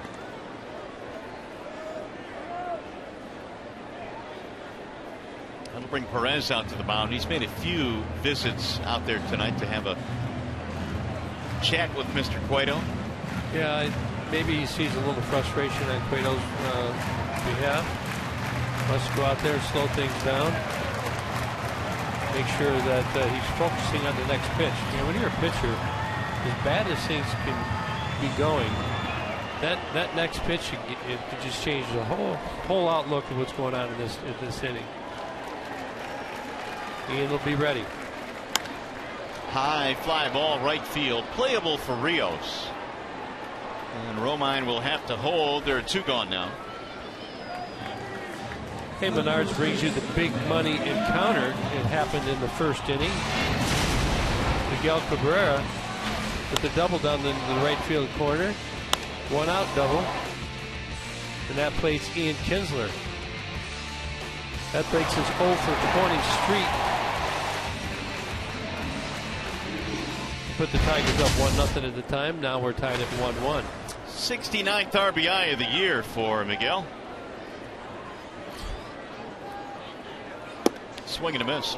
You know, it's amazing to watch a guy like Cabrera go through an 0 for 20. It's almost inconceivable that a guy with his talents, but it just goes to show how difficult this game can be. Yeah, it's not very doesn't happen very often. He just looks like the swing's a little long right now. I'm sure he's working on it. He's facing a pretty good pitcher tonight as well. You got to give the pitchers credit throughout the whole streak. I mean, they make good pitches on you, they're going to get anybody out. And as you look into the playoffs, you're going to see, I think, more low-scoring games than you normally do, because the pitching staffs are going to be good. They'll shut the good hitters down. 1-2 now on Cabrera. Threw that one right by him. How does your swing get long? Is it fatigue toward the end of the season, or how does it happen? It could be many things. You just lose your rhythm. A lot of guys talk about getting that front foot down, and the foot gets down late, and your swing gets long because the timing's off. But I don't know what his key is. You see Cueto wanted that pitch right there, showing the home plate umpire up. Don't let him do that. That's what I'd be screaming from the dugout. Ryan, don't let him do that. Can you hear me from up here? Probably not. Doesn't matter. I'm going to try anyway. I'm sure he could have heard you from the dugout, though. Give Johnny Cueto a big wham. Still pouting on the mound. You guys really do that in the big leagues? You'll do that? Absolutely. You'll give him a wham? Wham. Throw the ball. Popped him up, but foul, and headed back to the seats out of play. Now I'd like to see Miggy hit it out of the park. Then you really get to see a reaction. Hey, look, Perez going back out to the mound. Well, here are the average leaders. Cabrera at 337, Bogarts at 321. So it is still conceivable that Miggy would not win the batting title, but it certainly is in his court. It is. You hope that he can come out of it. And it's tough. This is a different kind of year for Miguel. You have, 4 playoff years in a row accumulating, and he's been involved in all of them. So that's a lot of baseball, and he might be getting worn down. And the other thing is, it's hard to play when you're out of it, when you're eliminated. Popped him up, shallow right field. The second baseman Zobrist to end the inning. No runs, leadoff single is left. 5 in the books at Comerica, 1-1.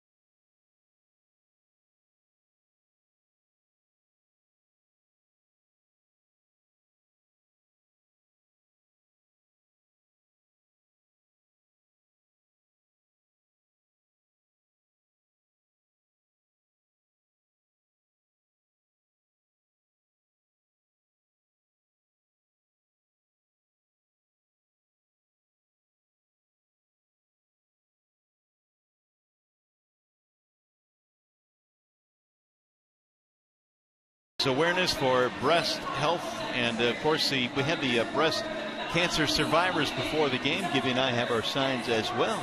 Yep, we got ours. We all know many people. You can't put everybody's name on the cards, but I picked Kelly Towers tonight. And I have Barbara Ward, who is the mother of Patrick, one of our audio guys here with Fox Sports Detroit. So we certainly want to pass along. And I really like your pink shirt and tie. See this you is all really pinked cool. Me. Huh? I did. You walked in, you said, man, you're going off tonight with a pink, aren't you? You said pink tie, not pink shirt and tie. No. You asked me, are you wearing a pink tie? Short. And I answered yes. You never asked about my shirt. Thanks, buddy. There's a ball outside as we begin things with Alex Gordon. And he'll start things off here in the 6th inning. Gordon, Moustakas, and Kendrys Morales. 1-1 ball game. The Royals have only 3 hits in this game against JV. Here's the ball low, 2-0 the count. Real good pitching duel tonight. It's what you would expect. And it's going to come down to who's going to play the best baseball. Don't want to make any mistakes. You can make physical errors, no mental errors. Make the proper plays. feel confident you'll come out on top. 3-0 the count on Gordon. By the way, Infante left the game with a left oblique strain. Will be reevaluated tomorrow, but with the addition of Ben Zobrist to their roster, that gives them really a lot of protection. There's a 4-pitch walk for Gordon to start things off here in the 6th. First walk of the game for JV. So not a good start. But to try and pitch to the double play.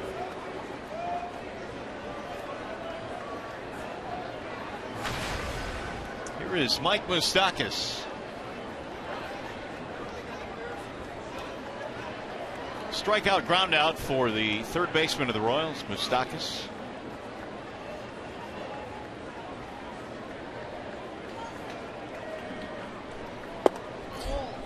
Ball one outside, so again JV misses, and now that's 5 in a row that have missed the strike zone. Moustakas with 41 RBIs since the All-Star break. 1 home run shy of his career high. He's got 19 this year.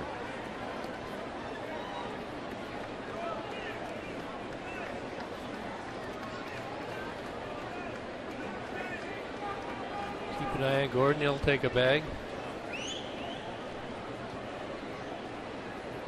Gordon had 12 steals last year. The one thing I wonder about him, though, in running is that groin injury he had this year. There's a pop-up. Left side of the infield, Romine to the grass. 1 gone, and while we have a chance, game break time with Matt Shepard.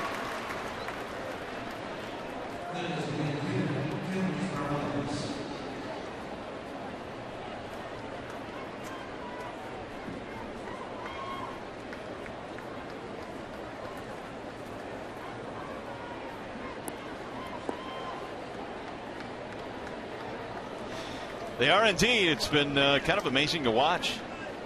Yeah, I watched the game the other night. They're down, what, 7-4 last strike and come back and won that game. It really has transformed the National League pennant races. Kendrys Morales takes a strike. They've got the shift on against him, as they did his first 2 at bats. A single against the shift in the first inning, just hit it to the left side of the infield and rolled one into left field. You can look, it's a little different modified shift. They've got Marte over there, second base, and he's in shallower. They're usually out on the outfield grass. Rolled foul. I know when the whole shifting thing first came out that there was just that feeling of how new it was that you just couldn't trust it. But since the shifts have taken place, it's still been proven that the average when you're shifted is about 20 to 30 points lower around the major leagues. The shift will make you a worse hitter, not a better hitter. I think you bring up a good point, though. Initially, many probably thought, man, we're moving too many guys out of position here. This just feels uncomfortable. Yeah, you're crazy. What are you doing? But the data continues to support the shift is the way to go.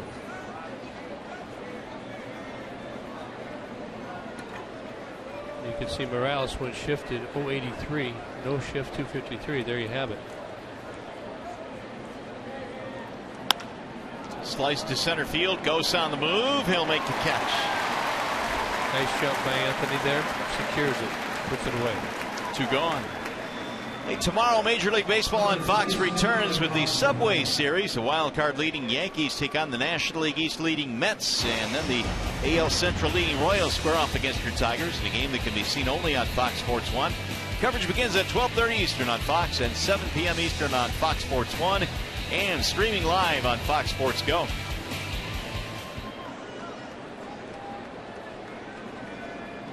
Eric Hosmer pop up in a lineout. Runner goes. McCann's throw, sails, tag, got him. Ooh, what a tag there by Romine. Bullet down there to second. Gordon caught stealing to end the inning.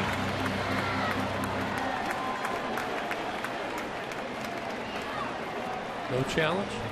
Doesn't appear they're going to challenge. No runs, a walk. Nobody left. The McCannon coming out here in the 6th inning. Another good one. Gold.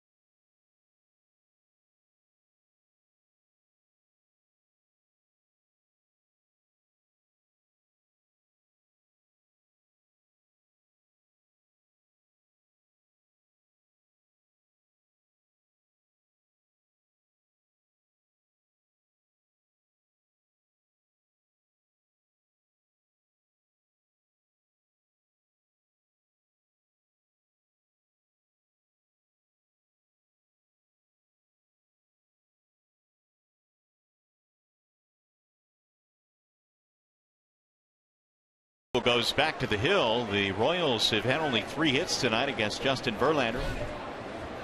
Tigers have 6. Both have a run apiece. 3 walks, or actually 3 strikeouts by Cueto, 4 by JV. Good old-fashioned pitch and duel.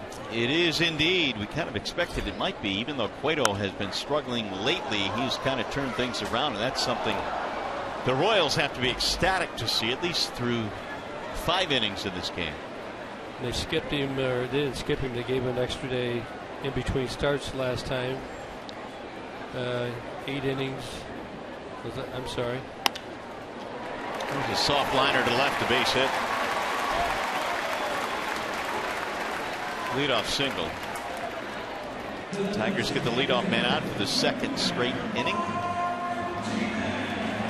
Here's the game summary tonight. We had a delay of 23 minutes because of a lighting malfunction here. It was good to see Cabrera break that 0-for-20 stretch. Sure was. JV continues to dominate, only at 71 pitches.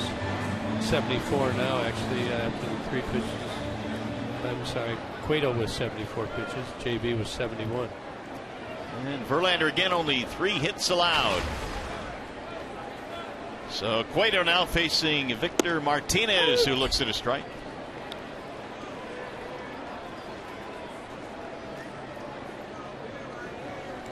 Martinez with a fly out and a single. He'll shoot that one on a line to short, and they're going to hold up the relay. No throw as Martinez gets back. 1 away. Pretty good at bat by Victor right there. He had the single to center field earlier in the game. And a good stroke right there to the shortstop.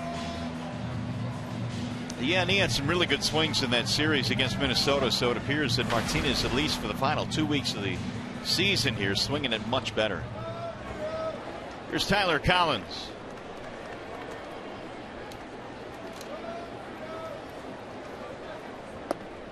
Tyler looks at ball 1. He has put the ball on the ground twice in this game, 0-for-2. Early swinging as well.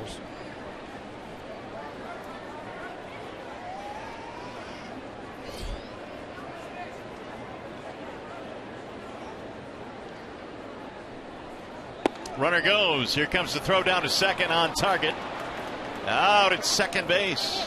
It's got to be a missed sign there. You wouldn't steal JD Martinez.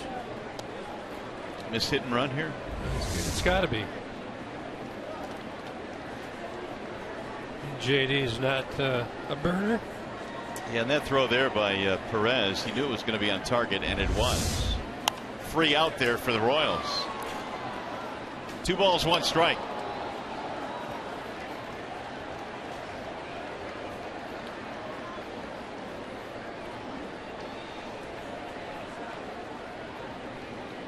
Now Cueto back home. He misses. 3-1. Tyler. Tigers got a run in the 1st. The Royals answered in the 5th. Wasn't that a 1-0 count on that pitch that he got thrown on it? I believe so. Yeah. Slap back out of play. Full count now, 3-2. So on those things, I mean, Collins could have missed it. JD could have missed it. You know, I mean, different guys see different things sometimes, but just looked like something went wrong there. Slow roller towards short. Escobar. That'll end the inning. No runs, a hit, and nobody left. 6 in the books here at Comerica.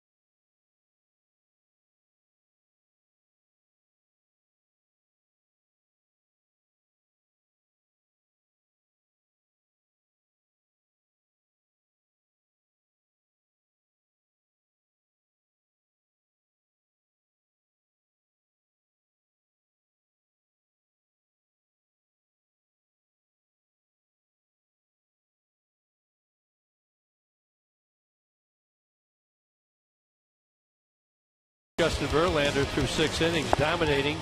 Gets Alex Gordon there, gets the Moose, and Kendrys Morales. Combination of good fastballs, good breaking balls down in the bottom of the zone. As the Royals hitters only with 3 hits off JV. And we're at a tie game here as we go to the top of the 7th. And for the Royals, Eric Hosmer leads it off. The numbers on Verlander: 1 walk, 4 strikeouts.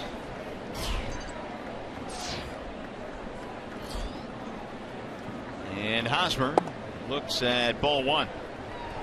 Hosmer did not have a good series, and the one that was just completed in Cleveland was 2 for 15. 0 for 2 in this game.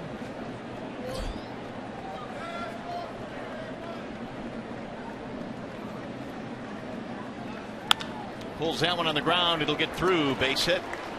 And the leadoff man on. You know, I was talking to Ned Yost about whether he's going to rest his players or not. He's going to try and get everybody a rest, but he says Hosmer is the toughest guy to give the rest to. First baseman involved in so much, but he is going to find somewhere we could get Kendrys Morales in there. Also, Morales is going to play some right field, I heard. Get ready for the playoffs. It is very difficult to get a guy in there every single game. I know Escobar, their shortstop, played in all 162 last year. Here's Salvador Perez. How much do folks tend to discount the fact that when you're playing an extra month, and for the Royals, I mean, they went literally to the last game of the year. That's a lot of extra baseball. Ball 1. Yeah, if it's your first season, you play 150 games, 150, you're going to be gassed. I mean, it's a long way to go. It's very demanding, both physically and mentally. I mean, you know, the good ones do a good job of it. I mean, that kind of brings me to Cal Ripken. I just don't even know. I don't understand how he could have done that. At what point in your career did you finally get over that mental, I guess, feeling that, oh man, we've got another month of baseball to go here, and you felt comfortable in the month of September that you mentally could get through it? Mentally, it was never a problem. It was the physical. You get beat up, you get nicked up. You know, if you pull a hamstring muscle, so to say, and then it heals up, you have a scar in there. So if the scar doesn't go away, that doesn't stretch back out. So you're going to have to deal with that. You're going to change your gait on that. There could be many things that go on throughout a season, but you just grit and go through it. Drill deep to left field, down the line, hooking, and it is foul. Ooh, that was close. 1-2. Yes, it was.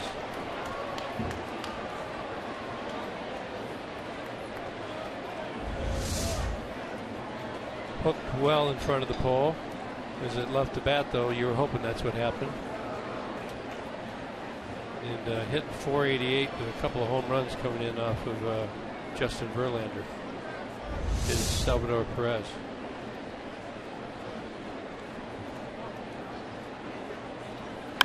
Here's a ground ball to second. Knocked down by Kinsler. Going to have only one play, and they'll get the out at first. That was a sure double play. Yeah, ball skipped on him a little bit. I think this ball had some side spin on it. You can see the way it came off the bat. Kinsler's ready. I mean, it ate him up. It bounds away, but Kinsler takes his time. He gets the out at first.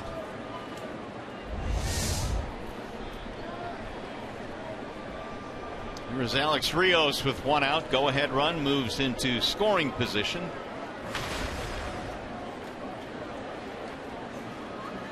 Rios reaching on a fielder's choice, and he came around to score on the 2-out double by Paulo Orlando.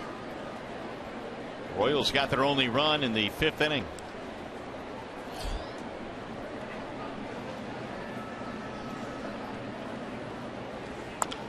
Rolled foul. It's a Royals team that really has struggled in the month of September. They're 6-10, but I guess, Kirk, when you build a big lead, that's why you do it. In a lot of games they won in the month of April. They're kind of leaning on that right now. Yes, they are, and they all count as one, no matter when it is, what time of the year. But they haven't, you know, you think about that Royals team that went on when they went 16 in a row. How many in a row did they win going into the playoffs? Oh, yeah, a lot. I mean, they had, throughout the playoffs, they had a great win streak. You saw a real well-playing team, quick. They're using their speed. They were pressuring. Their defense was good. They're hitting the ball out of the ballpark. That has not synced up. But again, we get back to resting of his players. I think Nagyos understands that, and at some point, though, you got to get him going. You got to play him every day going into the playoffs and try and get that edge back. Here's the 1-1. Rios pops it up. First base side, Miggy cruising over, will not get there. It's a row deep. You know, different managers like to do it different ways. I remember back in the Earthquake series, remember? Yep. Back in San Francisco, that was 89. Oakland, and it was Oakland and San Francisco. San Francisco took a different approach than Oakland. Oakland flew out to Phoenix and played all-out scrimmages virtually every single day to try and duplicate the intensity. That was, Tony La Russa. That's the way he did it. So it's not an exact analogy, but I think it's the kind of decisions all the guys that have these playoff spots secured, the decisions they have to make. What way do you want to go? But I think going in, you have to be pushing, and you're hoping that you can hit stride. 2 balls, 2 strikes. Makes sense? It makes sense. I mean, on the one hand, you want to have a comfortable lead where you can set your rotation, get guys in and out, but I guess there's something to be said about those teams that are playing real tough, meaningful games down the stretch and going into the playoffs. Well, history has shown those guys, they come up and bite people. They're the most dangerous for sure. Full count on Rios now. Runner at second. Eric Hosmer represents the go-ahead run. Alex Rios, good success against JV, 370 clip. And Ben Zobrist now in the game. Switch hitting Ben Zobrist will take over for Omar Infante. So you wonder if JVs might be careful here with Rios. Verlander is still only at 82 pitches to this point as we play here in the 7th. 3-2 is strike 3 called. A bender on the outside part of the plate. Boy, great pitch, JV. Just trusts his stuff right here. Big old curveball. He's got several of these today. He just gave up on it. Rios thought it was going to be high and out of the zone. Kind of saw him do the little rocket chair thing, the hitter version, and takes it down on strikes. A 3-2 hook for out number 2. Well, the Tigers face the White Sox on Tuesday, September 22nd at 7:08 p.m. It's Irish Heritage Night. The first 5,000 fans receive a free halfway to St. Patrick's Day green hat. For tickets, call 866-66-TIGER or visit tigers.com. 2 outs now. First at bat for Ben Zobrist. Infante left with an oblique problem. And Zobrist looks at a strike. Here is one guy that has been perhaps, well, if not one of the best pickups at the deadline. Yeah, he's got great flexibility. This guy can play anywhere. He's a gamer. Well, Cespedes has done a lot of great things since the Mets picked him up from the Tigers, but Zobrist has given the Royals a lot. And he drives this one high in the air to right field. Going to stay in the ballpark. J.D. Martinez under it. And the threat is over. No runs, a hit, 1 man left. Go to the stretch.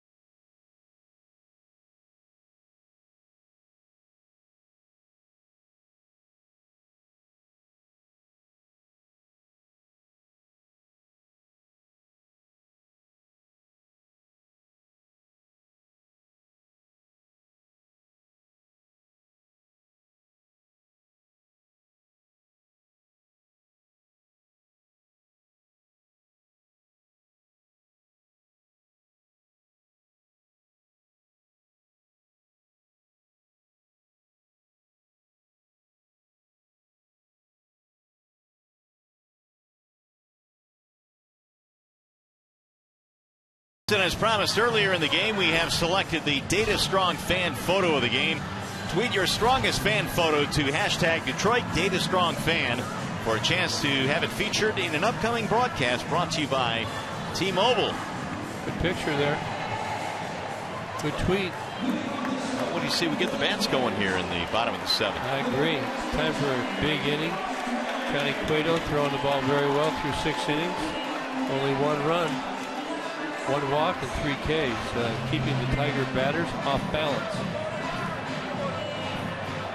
Jeffrey Marte will lead it off. 7, 8, 9. Marte, McCann, Romine. Facing Mr. Cueto.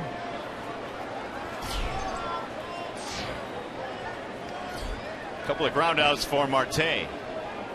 There's a rocking chair. Holy cow. That's popped up. Left side of the infield, Moustakas. He held that thing forever. Yeah, I don't know. You'd be able to swing at this pitch because this is the one they call the rocking chair right here. I don't even know if it's legal. But that's the question I have. Is it legal? It's a tee-on plus a rock. Here, look, here he goes. He stops. The tee-on does this little wiggle. Look, back at you. Boom, heater. Pitch up in the zone. One pitch, 1 out. That's kind of what one of the reasons he's trying to get you to do. But I don't think my timing would be very good on the low rocking chair. Here's McCann. Ball 1 to McCann. Cueto's pulling out all the stops tonight, isn't he? Yes, he is. I mean, he came off a really poor start in which he gave up 4 home runs and a loss to the Orioles. Allowed a season high 8 runs in his last start, but it's been a different story tonight.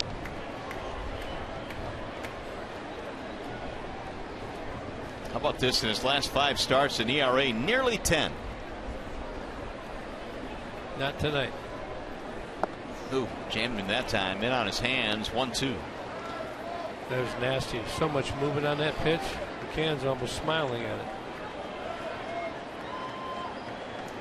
Ball's kind of down in the zone. He's got pretty good angle on his pitches today. Driving the ball down. He's going to come back in there with that again. No dice that time. 2-2. This is the pitch 2 pitches ago. Thought we had it for you, but we did not. There's that hesitation again, and Cueto again thought he had a strike. It's like a dance move. Anyway, yeah. Here's what we were talking about. Look at this pitch right here. It looks like a changeup. You see him turn it over. That's nasty. I mean, the body language of Johnny Cueto says, "I feel good tonight." Swing and a miss. Changeup. 2 outs. McCann goes down on strikes. That'll bring up Romine. He acts like he's going to quick pitch you. A lot of downward movement on that ball and run and sink. Located beautifully as well. Yep, down in the zone again. Starts in the zone, running out of the zone. Ball 1 to Romine. Andrew, one of the 7 Tigers hits a single in the 5th. 1-1. Got that pitch working. There it is again. Location's pretty much the same.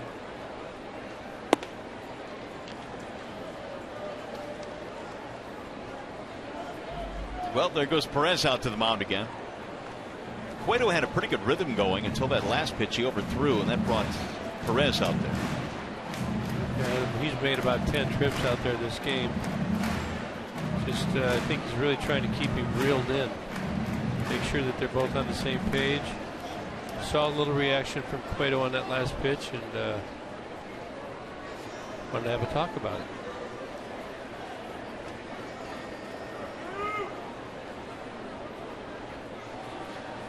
Here's the 2-1 pitch. Oof, man. 2-2. That's the changeup again.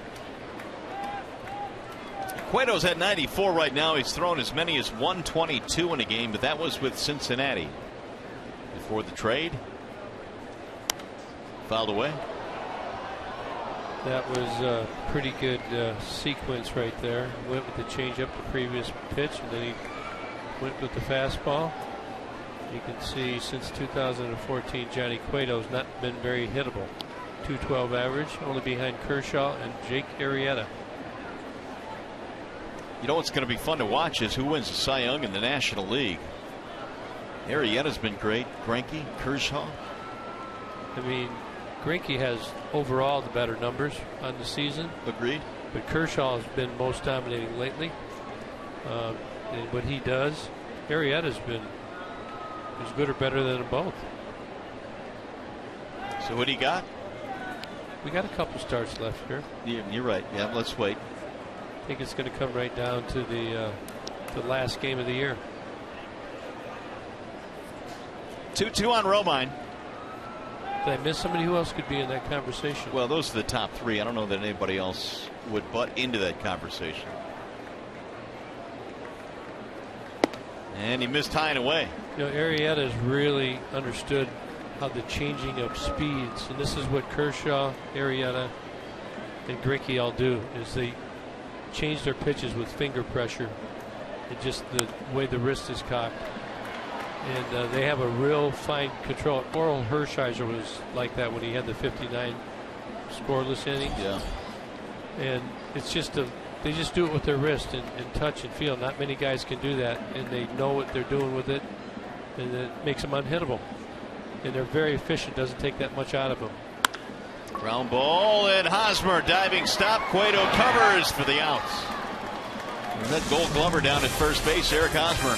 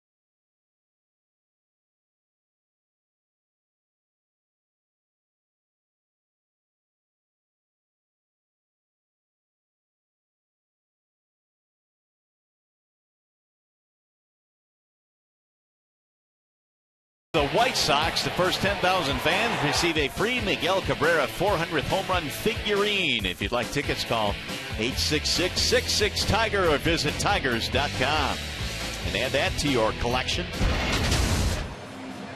Well, the Royals coming to the plate now as we go to the eighth, still tied at 1. Yeah, Verlander answering the bell. Yeah, he really is, and I'm just kind of looking ahead here in inning to inning. JB's throwing up to 117 pitches back in June, 114 his last start. Johnny Cueto has thrown 111 pitches. That was his last start, and that was when we gave up the 4 home runs. But these two right here are locked into a real big duel, and they want each other. And a little bit of pride into this game, as well as the team aspect of what's going on. Paulo Orlando leads it off. He is responsible for the Royals run. Doubled one in back in the 5th, and it came with 2 outs. And he'll take a strike. 0-1. Orlando Escobar Gordon for Kansas City.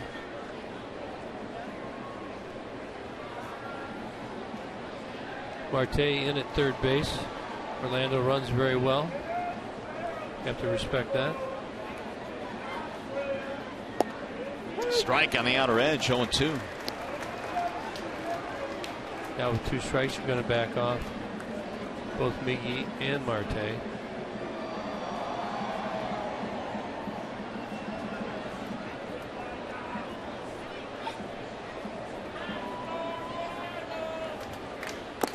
Outside 1-2. Royals' magic number to clinch the American League Central is down to 6. So they are zeroing in. Escobar waiting on deck.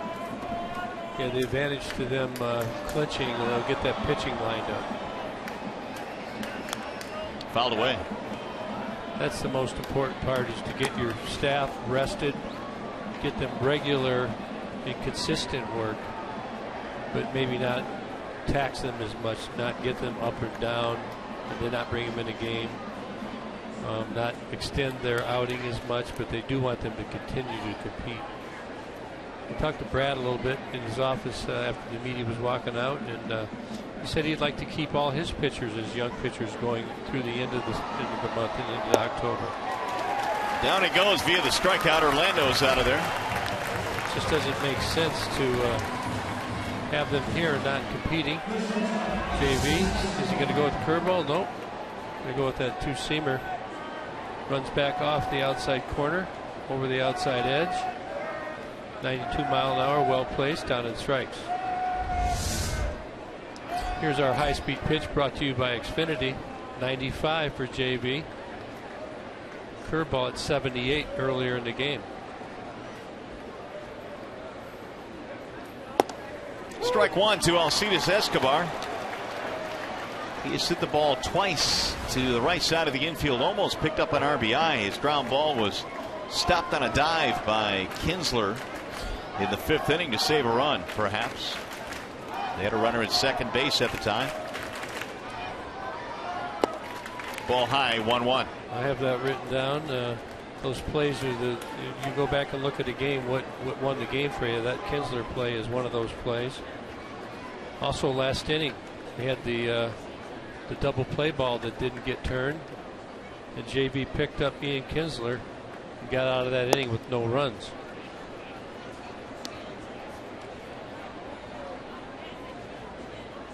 Two and 1 on Alcides Escobar. Alex Gordon will be next.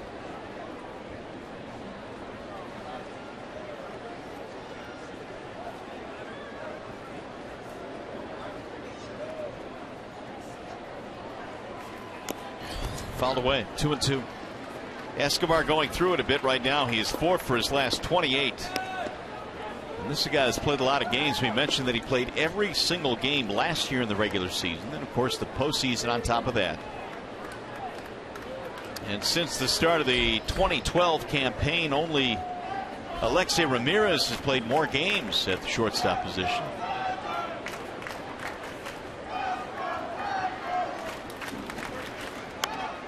Breaking ball popped up foul, and this will get back to the seats.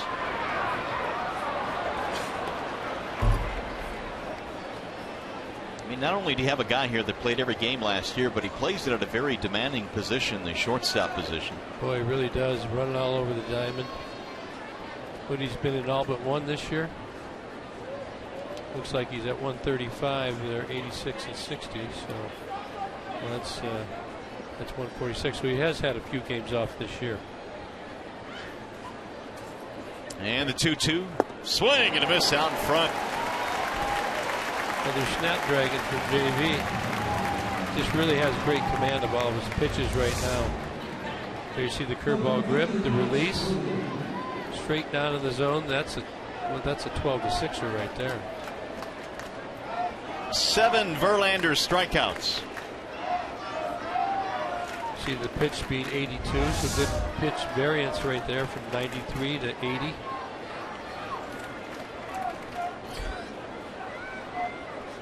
Here's Gordon. 0-1. Gordon is 0 for 2 with a walk.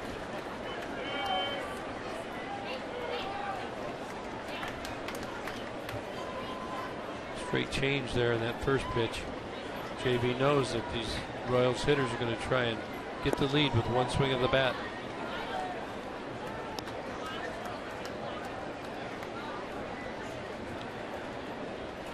Only 4 hits surrendered by Justin. 3 singles and a double.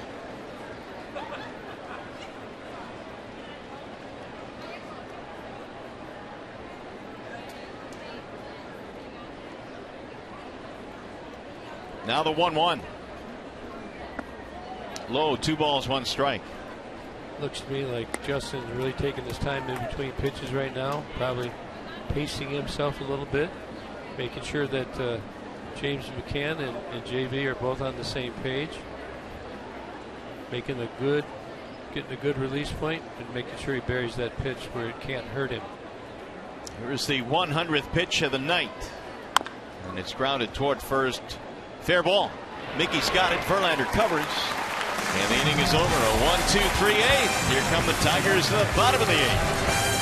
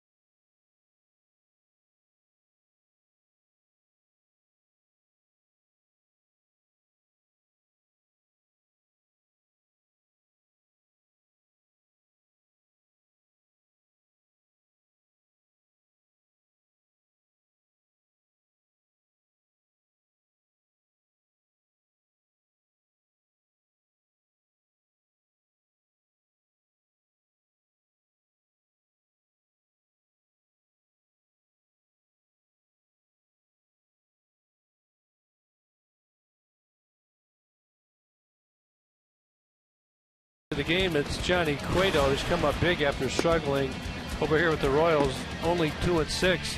Got all the pitches working, and he's really kind of settled in. Salvador Perez, the catcher, has done a real good job of taking a lot of visits out there, keeping Cueto on task. And the movement and the relaxation has shown. He's in a big pitcher's duel with Justin Verlander. And here we go with the Tigers here in the bottom of the 8th. Best time to score, bottom of the 8th, huh? Yeah, and well, you got the top of your lineup up. Might as well get her done. Check. Numbers on Cueto. There is action in the bullpen for the Royals. Davis. So here is Ghost. And Anthony looks at ball 1. You want to get this leadoff hitter on, gives you options. With the meat of the order coming up behind.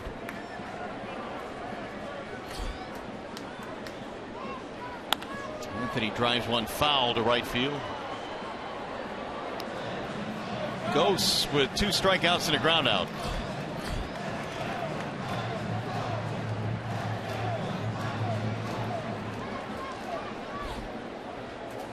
.100 now for Cueto. 1 ball, 2 strikes. 19 of 20 now. Anthony has reached base safely, and 13 consecutively. He scored 11 runs in that stretch.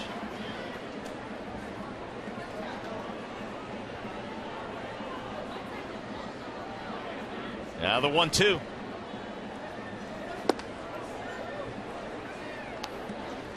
I think Ghost has made a lot of progress this year. He's starting to recognize pitches. He's having longer at bats. Just got to learn to just foul those nasty pitches off.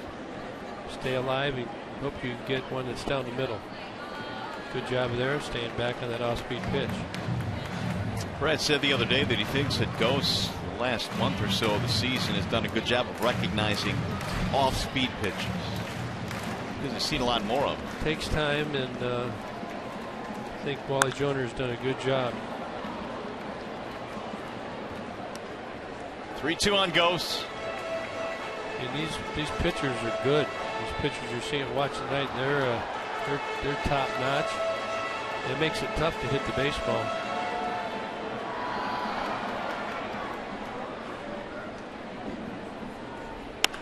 Slice to left center field. That ball is going to get down. Going to be extra bases. Cut off nicely by Orlando, and he's going to hold. Goes to a double. Leadoff two-base hit, and here we go in the 8th. Great at bat by Anthony Ghost. Fouls a couple pitches off. Keeps alive. He gets a pitch up and out over the plate. Serves it out to left center. And I thought this had a chance to be a triple, but Orlando gets over there very quickly, up throwing very quickly. This is not an easy pickup, but Ghost in the second with a leadoff double. Looks like they'll bring Wade Davis in. Anthony Ghost with a 2-bagger. There's the signal to the bullpen, so Cueto will depart, giving up a double here in the 8th inning. Wallside Windows pitching change. We'll be back.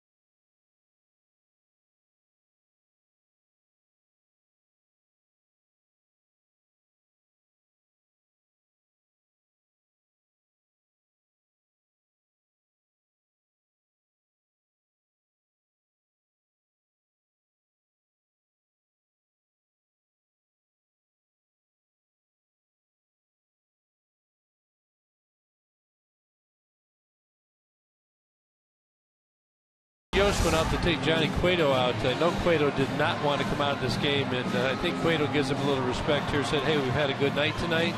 You've done a good job. I'm going to take you out. Please don't react.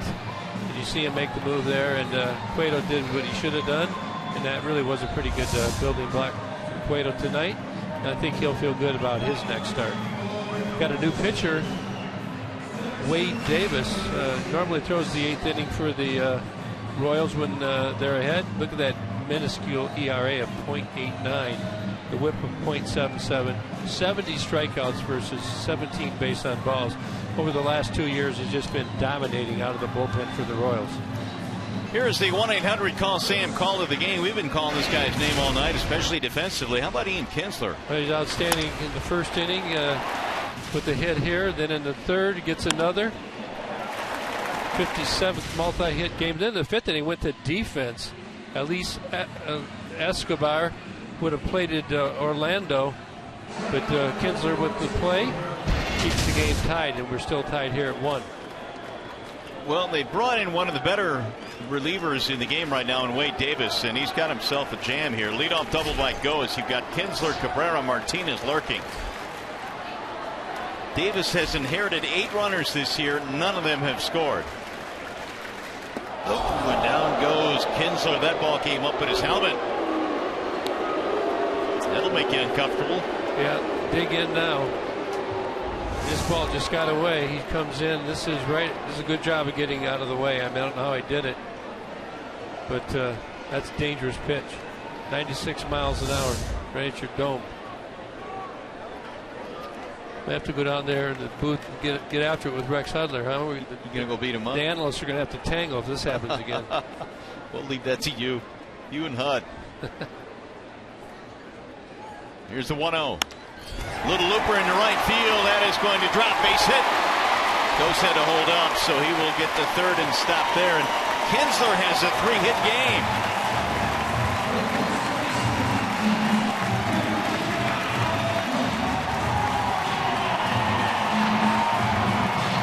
That's a pretty good job right there by Ian Kinsler. First one at his head at 96. Takes the ball to right field. His 3rd hit of the night. Ghost with a good job of base running there. He had to hold up. You can't advance. If he catches it, you're out. Good decision. And now we have first and third. Kinsler on first. Ghost on third. Nobody out. And Miguel Cabrera, pretty good numbers against Wade Davis. 316. Infield coming in for the Royals. Not all the way in. It's not a bad play by the Royals right now because they can still double up Miggy. 0-1 the count on Cabrera. Got the express there again. Wade Davis in place of Johnny Cueto, leadoff double. A single by Kinsler. Well, we know he won't be squeezing. That's a given.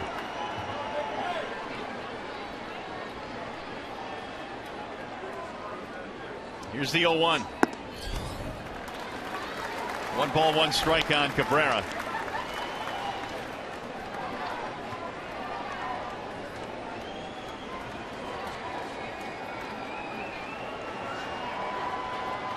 Davis pitched in last night's game in Cleveland, tossing a perfect 8th inning. He's got 13 consecutive scoreless innings going.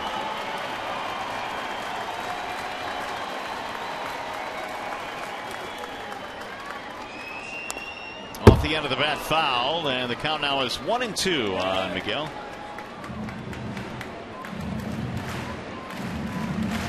Look at, he leads all relievers with a .95 ERA and 16 wins since 2004. Pretty formidable for it's a great matchup, Miggy against Wade Davis.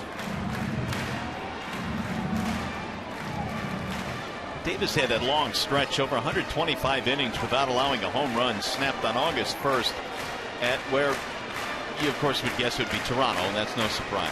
Yeah, that last pitch is a nasty cutter on the outside corner to Miggy.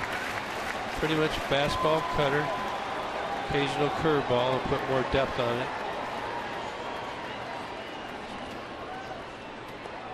Kinsler dives back in. Tigers tonight have 7 singles and a couple of doubles for a total of 9. Only 4 hits for KC.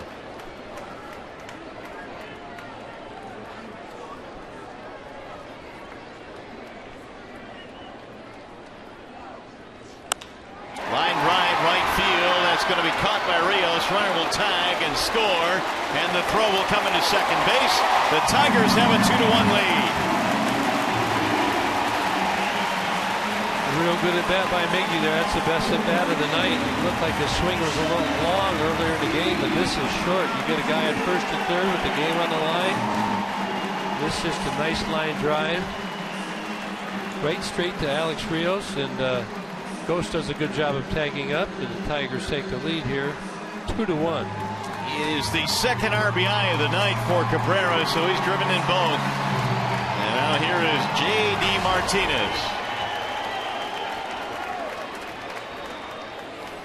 J.D. had that big home run on Wednesday to give the Tigers some insurance runs in the 12th inning. He could use another run or 2 here. That run will be charged to Johnny Cueto. Tigers right now have nobody warming up in the bullpen, so it's going to be Justin Verlander coming up for the 9th. Yeah, Verlander wants to finish this game. Bender low and away, 1 ball, no strikes. So Cueto's book is complete. He will allow 2 runs on the evening and a total of 3 hits.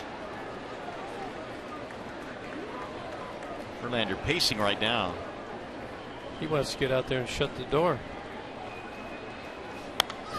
Fouled back out of play. 1 ball, 1 strike.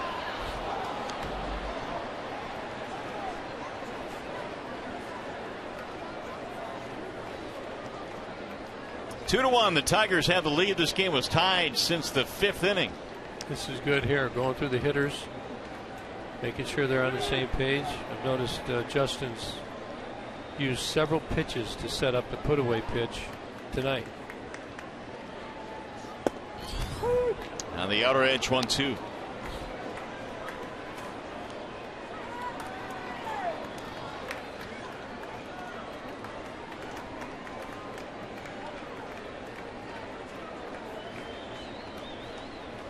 Right now, the Tigers have gotten the better of the pitching duel. They lead 2-1 here in the 8th. Ooh, that was close. Kinsler dives back in safely. Pretty quick move there.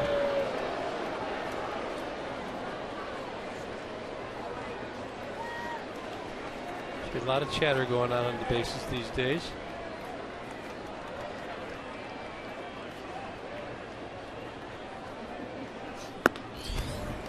Two and two.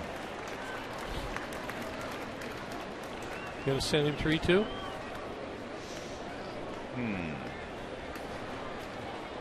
Yeah, sure. Why not? Yep, I do.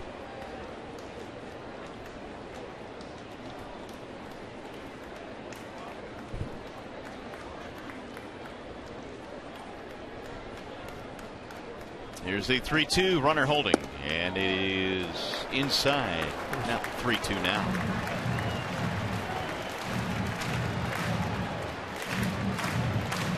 Waiting on deck is Victor Martinez.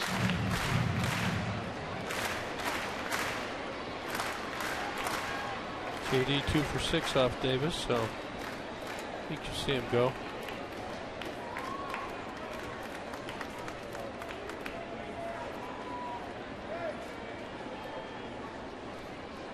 Oh, he threw it away. This might get him to third base. It's all the way down the line. Kinsler will go to third, and what a big break for the Tigers there. Good thing he threw this away because Ian Kinsler was leading big time. Yeah, it looked like they had it picked off. Look at Ian, he's still going to take a step towards second.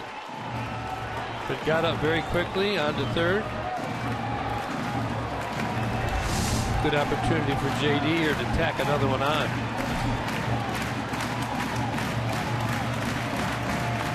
It's the thing about quick moves to the bases, you know, sooner or later it's going to happen. It works good in many respects, but right there got a little too quick for himself, and Hosmer could not make the play. Ball goes into right field. Kinsler on to third. Infield again coming in now with the runner at third base, only 1 out.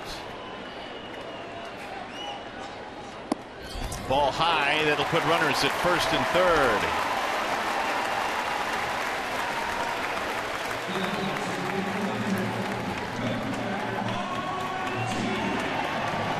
Hey, follow the Tigers wherever you are with MLB.com at Bat, the #1 app for live baseball. At Bat is up to the moment at any moment. With in-game highlights, live look-ins, replay reviews, and a whole lot more. Get MLB.com at Bat, your smartphone or tablet. If you like baseball, it's the thing to have. I wear mine out, man. Yeah, we're all over it. First and third now, and here is Victor Martinez.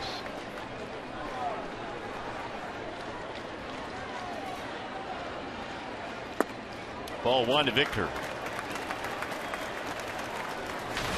Tigers in pretty good shape here to get an insurance run with Kinsler at third. Throwing air by Wade Davis. Yep, hit one of those nice deep fly balls that you can do.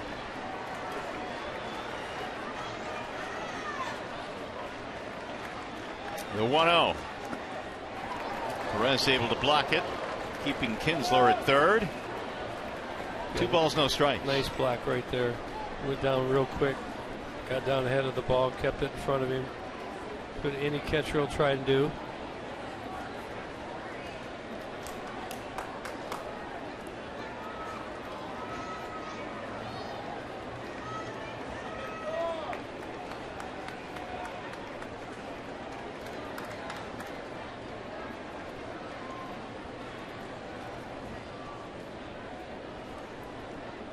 Big pitch here, 2-0. And he fouled it back as Victor chased to 97 up at the letters. Yeah, it was out of the zone, but a good aggressive swing. You're a pitcher, you got 97 with a little giddy up like Davis does. He's a tall pitcher as well. Lou Kochaver warming up. I think if Davis gives up another one, that they'll bring Kochaver in. They don't want to extend Davis in a behind game.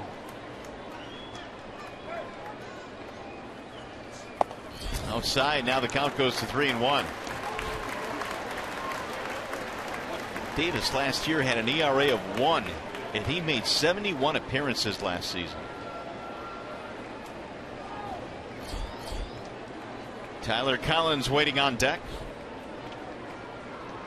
Victor in this game is 1 for 3.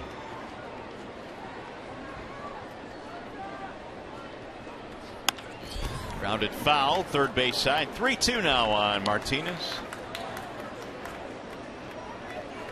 Wade Davis in 62 games so far tonight. Actually, this is his 63rd game.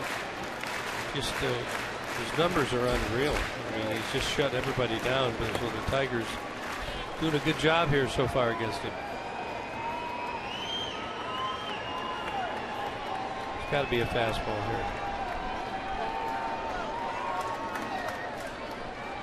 Let's see if Victor can lift it in the air and get another run in. Runner goes from first and he sends it high in the air to right. Runner tagging at third. Catch is made by Rios. They're going to try and score him. Here's the throw to the plate. Not in time. Set fly. RBI.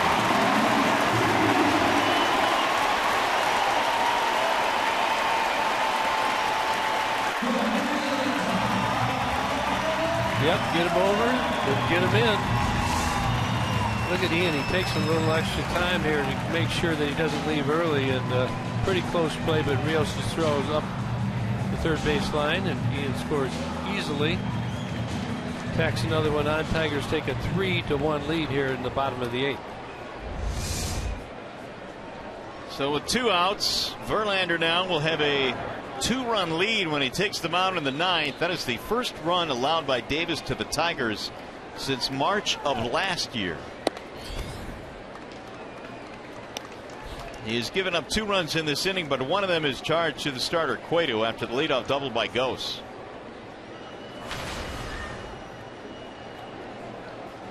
Two runs this inning on 2 sac flies. That's a little small ball, huh? Get it done any way you can. I agree. And while Cueto has to feel pretty good about his outing tonight, a comeback outing for him. His team is trailing here in the bottom of the 8th. Right now, slated to take the loss. That would make him 2-7 with the Royals. Collins takes outside. 2 balls, 1 strike. And then again, the trick of this game of baseball, or whoever's playing it, is to turn that into a positive. It's always easier when you're on the winning team, but when you're on the losing team, you have to do the same.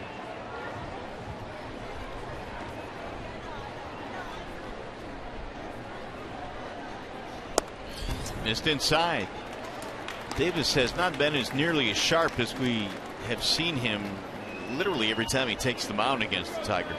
Yeah, the command has been off, been behind in the count. But the Tigers have put good swings on him. All started with Anthony Gose with the leadoff double. Fouled away.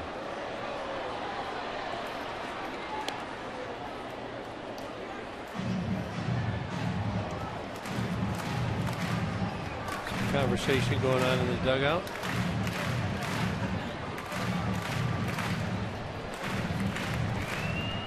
You're the manager, you got to think ahead. You know that Verlander, when he's at 100 pitches, he's going to want to try and finish this out. But you ask yourself, between innings. Runner going, and there is ball 4. So that'll put 2 men on. What happens if the first guy gets on? Then you ask yourself, what happens if the first 2 guys get on? So you kind of always staying ahead of it. Things happen very quickly in the game, but you get, what do we got, 225 in between innings? Yes. So the 225, you take advantage of it, prepare for that ninth inning shutdown. Well, tomorrow a full day of college football action kicks off on FS1 as Tulsa tries to topple 16th ranked Oklahoma, followed by UTSA taking on 25th ranked Oklahoma State. Then it's a clash between Cal and Texas on Fox. And the nightcap, it's an early season heavyweight showdown. Number 19 BYU squares off against number 13 UCLA back on FS1. It's all this Saturday on your home for college football, Fox and FS1. Now, Wade Davis, pretty good control as we saw in his numbers, but it's his first 2-out walk game since June. And ball one high to Martin. And the point you brought up a little bit earlier, I mean, you really don't want to extend this guy because you may need him tomorrow. Yeah, he's now at 25 pitches. And I believe I have my pitcher's log here, which is my trustiest of all sheets every day.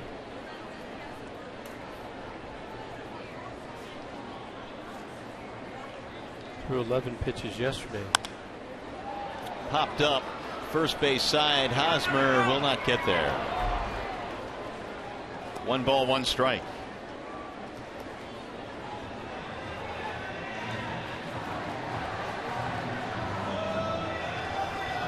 Three to 1. The Tigers have the lead with a 2-run 8th. And again, it all started with a double by Anthony Gose.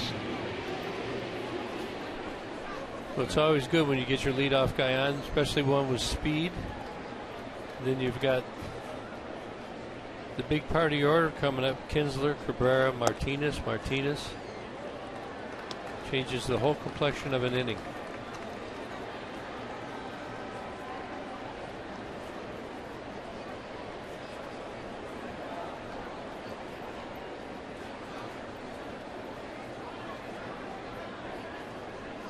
Here's the 2-1. High, 3-1. It's got to be his last batter here, don't you think? I would think so. I mean, he may end up throwing 30 pitches in this inning.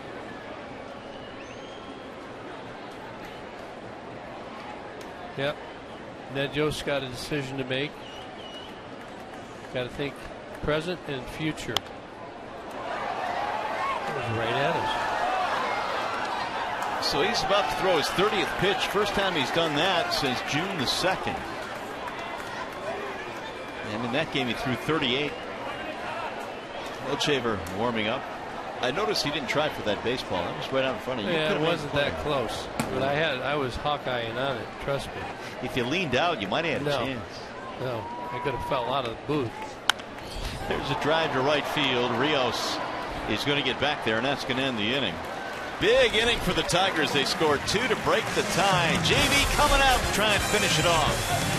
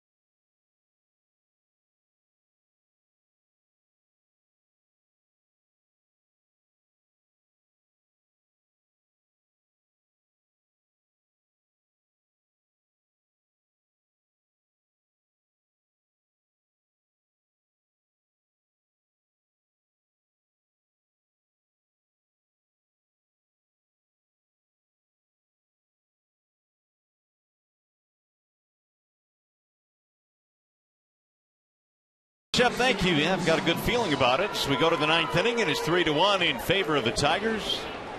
And Verlander will face Moustakas, Morales, Hosmer. So he's got to go through 2, 3, and 4 in the lineup. Numbers on JV: 8 innings, 1 run, 7 strikeouts. 117 is his season high in total pitches as Josh Wilson takes over at third base.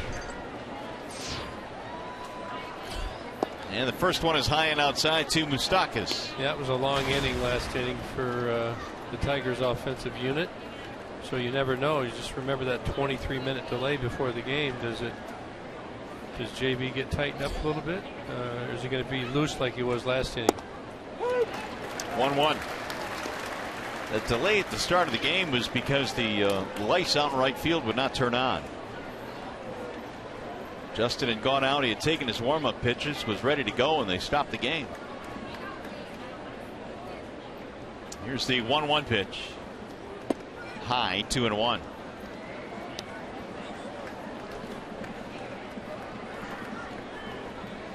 Only 4 hits surrendered tonight by Verlander.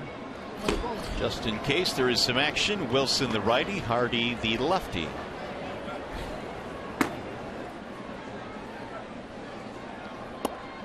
Missed it high, and the count goes 3-1 on Moustakas. Yeah, 4 pitches so far this inning, all pretty much up in the zone. Maybe not getting out in front quite as much as he was in the previous innings. Don't want to walk this guy and put the tying run to the plate. Drilled to right field on a line, and it's going to be caught there by JD. That ball was hit hard straight at him. 1 out. Let's check in now with Justin White to preview tonight's Tigers Live. Hey guys, Matt Shepard and Rod Allen will be inside the Coliseum studios. I'll be inside the Tigers clubhouse talking with the players. We'll also talk with Justin Verlander. And Kirk, you brought this up. During that bottom of the 8th inning, JV was walking back and forth, shaking out his arms, doing all kinds of stuff to keep himself loose. 2 more outs. JV gets the complete game. Tigers get the win. Tigers Live right after the game, fellas. Back to you for now. All right, J-Dub, thanks. In the meantime, here is Kenrys Morales with 1 out. Ball high. Boy, Kinsler is way back there in right field. I mean, way back there. Well, maybe he's anticipating a hard one hopper. It's a long throw. It's a really long throw. Here's the 1-0. 1 ball, 1 strike on Morales. The Royals are not taking the first pitch. Many times you can tell by whether a hitter takes or not. But had the 1-0 count, swinging away. Certainly not taking a strike.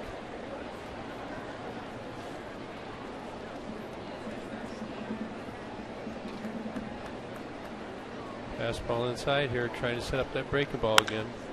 High, towering fly ball, right center field goes. Under it, and there are 2 down. JV is 1 out away from a complete game victory.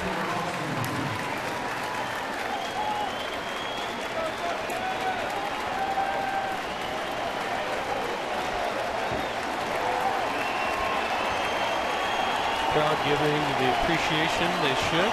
Been a great game so far. 32,926 in attendance tonight. They're on their feet. Here is Hosmer. Strike 1 on Hosmer.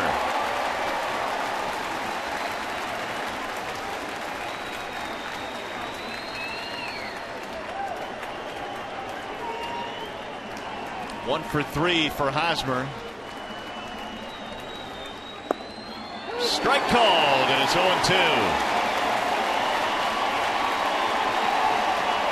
Royals had only 1 runner as far as third base in this game.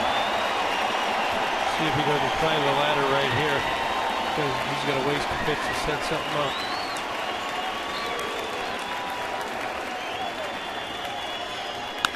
Driven down the right field line, but that's going to hook foul. Man, Hosmer killed that. They've hit the balls hard, but Tigers fielders have been in the right spot, made some good plays.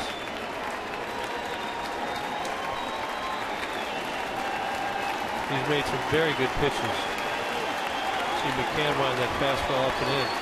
Wants it up. Checked it, didn't go. Oh.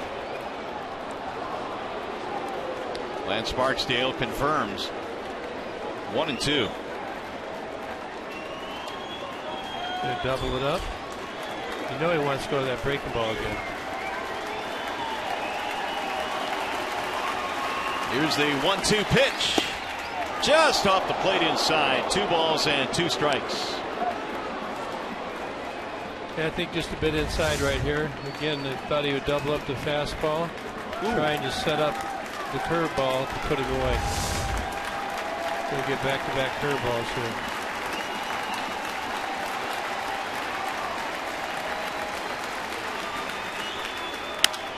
Line drive to right, base hit. Royals are still kicking.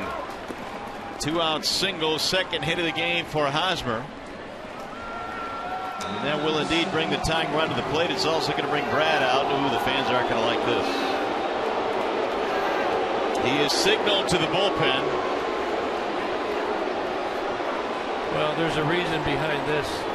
Salvador Perez has 3 home runs, I believe, against lefties, and the other 14 against righties. Well, the fans are booing the move, but they're about to give Verlander a standing O.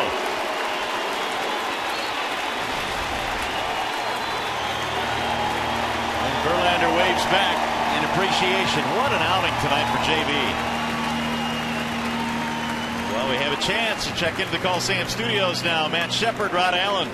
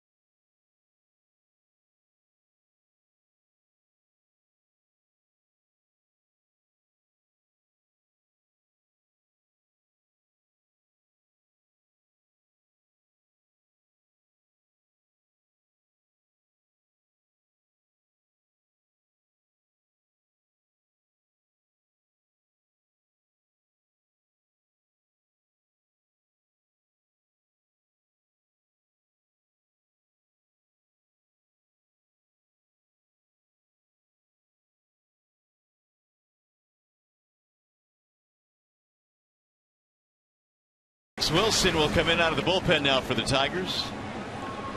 Yep, he's 57th game. He's done a great job. 2.13 ERA. The whip is low. He doesn't walk anybody. Pretty good control. And I think that Brad liked the cutter away to Perez. 488 with 2 home runs. Salvador Perez against Justin Verlander coming into this game, and he had a feel. He did what he thought was right. And it will be up to Alex Wilson. You see 1 for 3 career Perez is against Wilson. Yeah, those numbers are striking, which leads to the pitching change here, and Perez takes a strike 0-1. Yeah, they're going to keep these pitches away.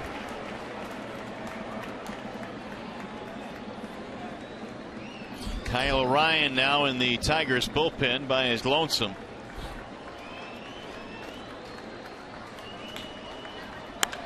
Driven deep in the air to left center field. That ball is way back. That is to the track. It's to the wall. And Salvador Perez has hit it out to tie the game. Unbelievable. 3-3 ball game.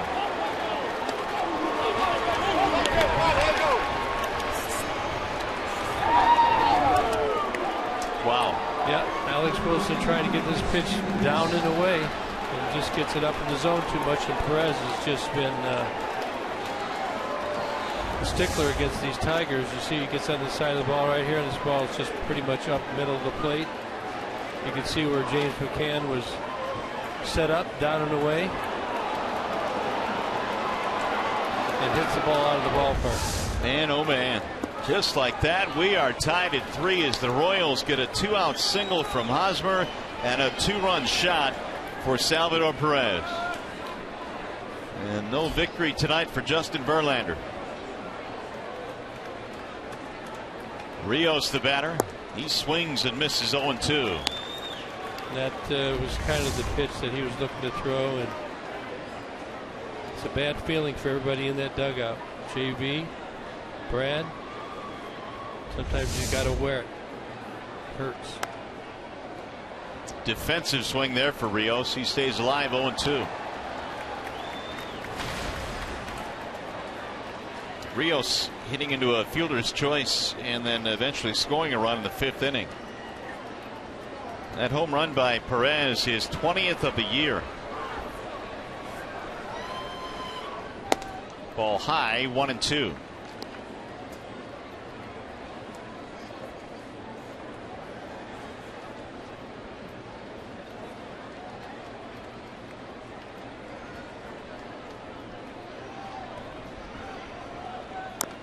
Fouled off, and he stays alive. Yeah, the disappointment was obvious, but you got to find a way to get your way out of it. Come back, win this game, find a way. Got to pick your teammates up. You could look at Alex; he looked disappointed, but you got to fight through it. Make a good pitch right here. Get in the dugout. Checked it. Did he go? No, he did not. McCann thought he went around. He was headed back in the dugout. 2 balls, 2 strikes. So there's more action now in the bullpen for the Royals. Kelvin Herrera, Greg Holland. Yeah, they've got their whole bullpen left. Popped up foul. This will find the seats.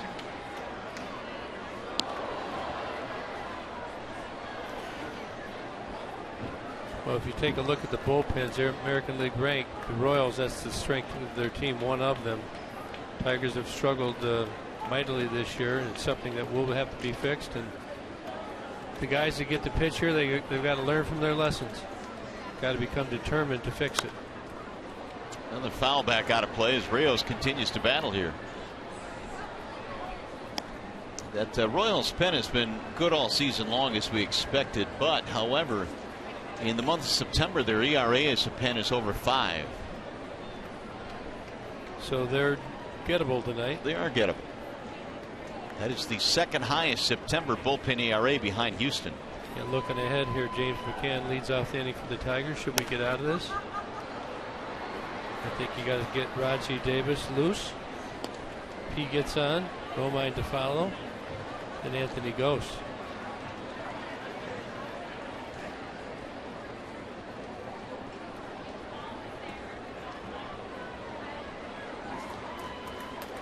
Two-run shot here in the 9th with 2 outs by Salvador Perez has tied the game.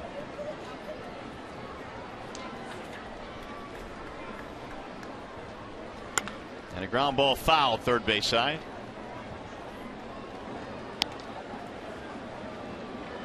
Tigers tonight have hit the Royals 9-6.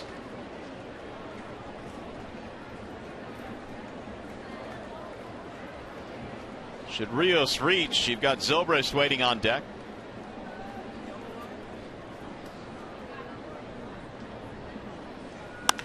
Rios grounds one to left, a base hit. 3 straight hits now for the Royals with 2 outs. That was an 11 pitch at bat for Rios. Yeah, he's we talked about earlier in the game, he's been on fire over the last 15 games or so. Average with 2 outs. You look at Kansas City, they're the best there is at 280. We got a pinch runner. It's Jared Dyson. And this is what they have him do in the playoffs as well. He's a burner.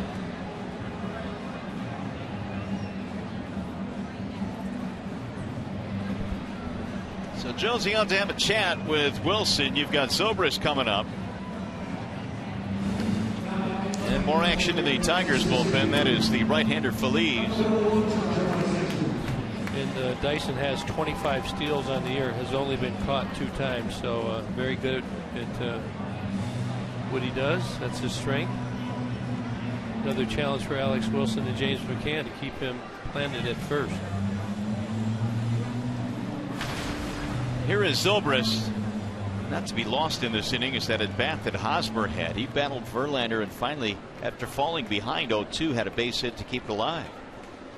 And the Perez homer.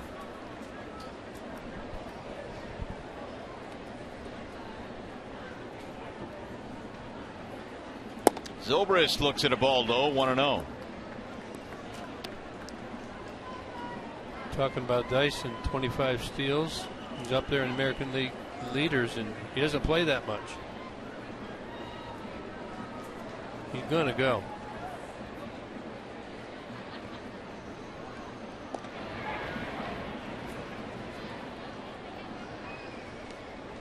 Got to make sure you change it up.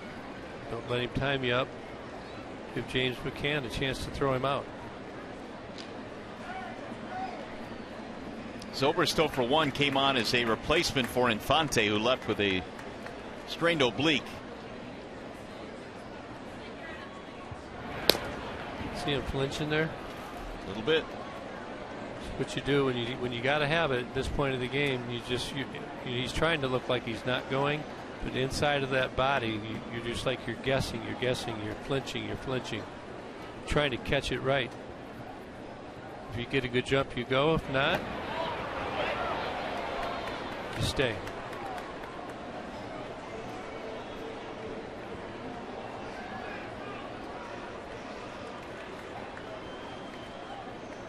Some of the fans are booing, but you really have no choice. You have to pay attention to Dyson. Ooh, that was almost a balk. He didn't stop. 1-1 the count. You can see Rusty Kuntz over at first base, chirping at first base umpire Gary Cedarstrom, saying, "Hey, he didn't stop."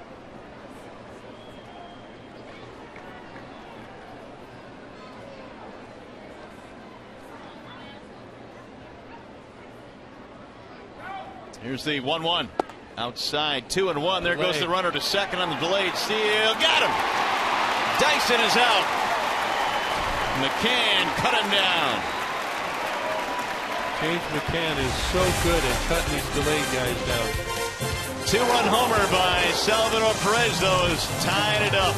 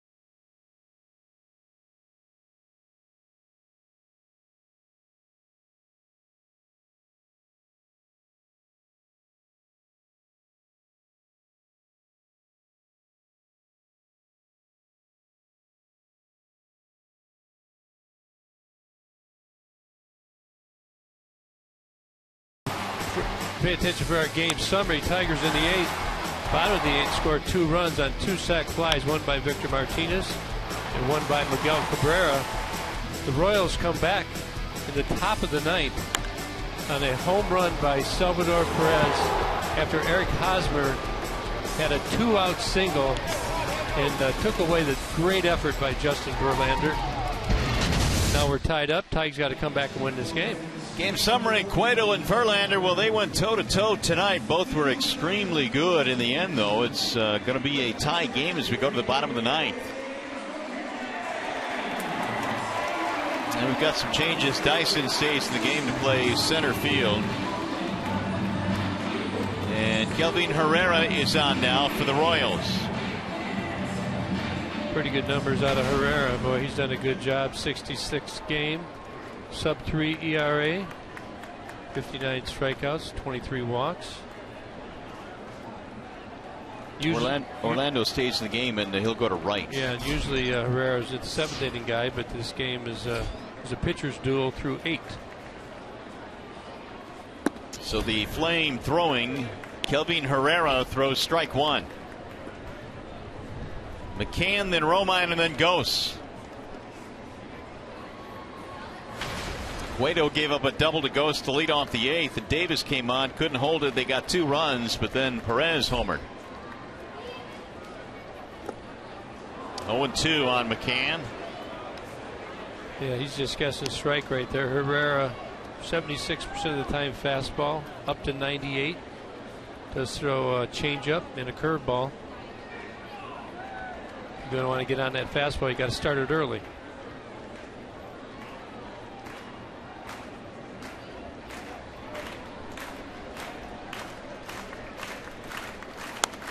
Fouled away. 99. Didn't think that he would get a strike there. Herrera pitched the 7th inning last night in Cleveland, a perfect 7th. He's back out there again here tonight.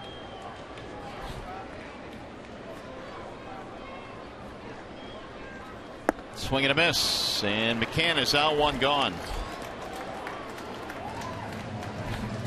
That's one of those bats. That's a tough inning. Your catcher, you kind of wear the responsibility. What happened in the top of the 9th, if you don't watch it, you go up there and you're the first hitter. Very tough at bat as well. Leave it up to Andrew Romine. Romine is 1 for 3 in this game.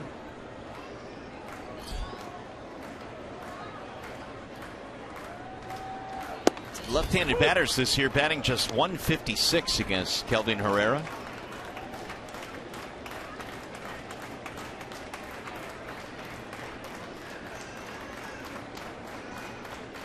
Three runs, 9 hits for the Tigers. 3 runs, 7 hits for the Royals.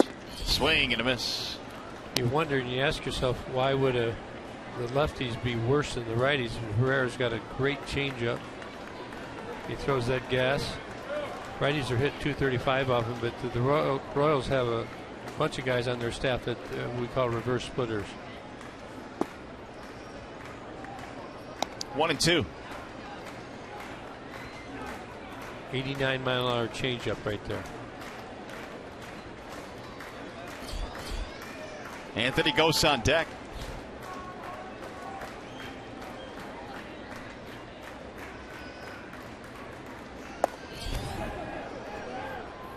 Oh, we went around.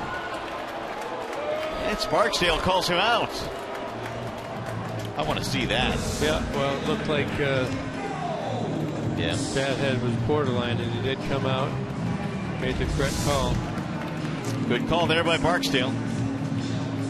So with 2 outs, here's Gose, who got it rolling with a double in the 8th.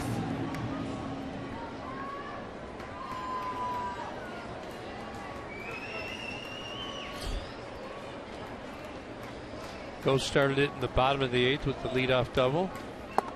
Scored on Miguel Cabrera's sac fly. You're in a position to do it again. Not the sac fly route, but we'll take a double and a base hit.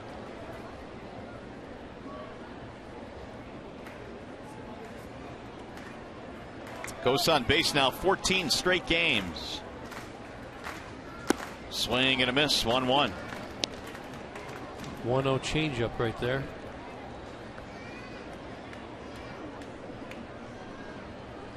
When you got a guy that throws this hard and his fastball is as lively as Herrera's, it's you kind of got that fastball in your mind, and then he drops that changeup on you. It's going out of the zone. It's tough to lay off of. 2 balls, 1 strike.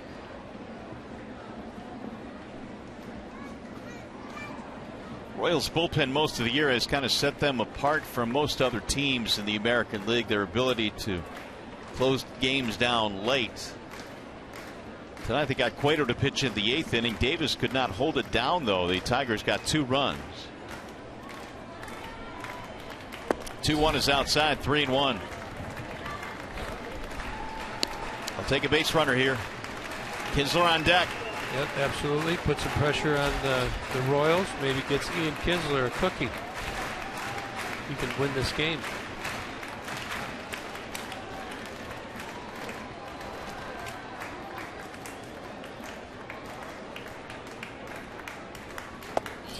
And he lost him.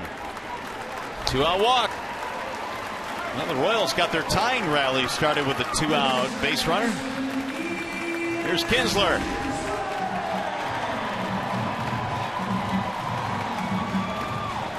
It's been a big night for Kinsler. 3 hits, 2 runs scored. Perez out to have a chat with Herrera.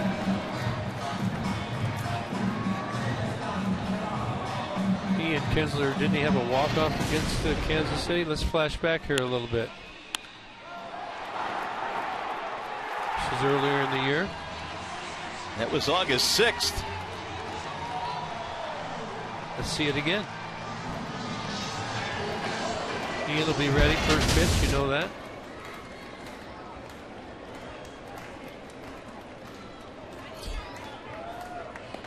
They'll keep Ghost close. Anthony with 20 steals this year. He's been caught 10 times, though. An area that he's talked about getting better at, and he's on his way. Kinsler looks at a fastball strike. Yeah, it's pretty tough to run on that. Ian Kinsler 2 for 10 with a couple strikeouts against Herrera. Herrera there with the slide step. It'd be very tough for Ghost to steal it against that.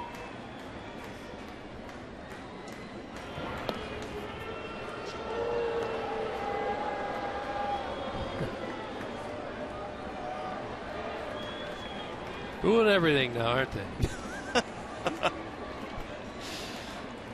Yes, they are. Got a good old ball game going here. Here's the 0-1.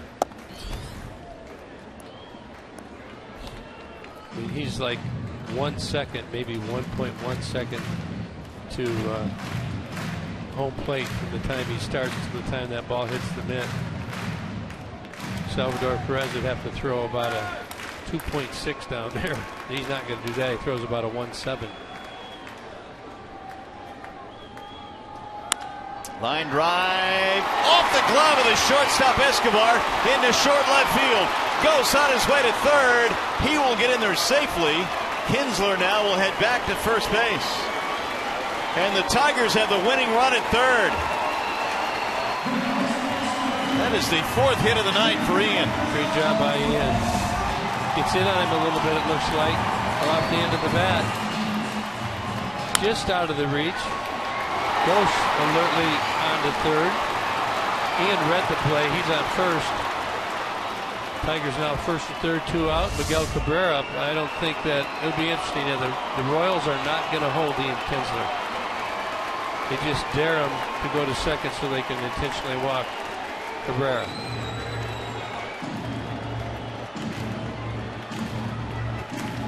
So Perez out to the mound and have a chat now with Herrera. And these two met earlier this year in Kansas City, and it was an epic battle. Yeah, this is the long one right here, and you're going to see it. Miggy going against Herrera. Threw everything but the kitchen sink, and I believe this was an 11-pitch at bat. It did not end the way we wanted it to end, but this great game gives you an opportunity another day. That one came with the bases loaded there with one out. He struck out Herrera, or struck out Cabrera on that occasion. Now we'll see if Miggy has a measure of revenge here. You see Ned Yost out there talking to his infielders, making sure everybody's on the same page, knows what they're going to do. I don't know if they would walk Cabrera if Kinsler went, but I do know they're going to play the first baseman back for defensive purposes. You can see Hosmer right here. Normally it'd be over here on the base.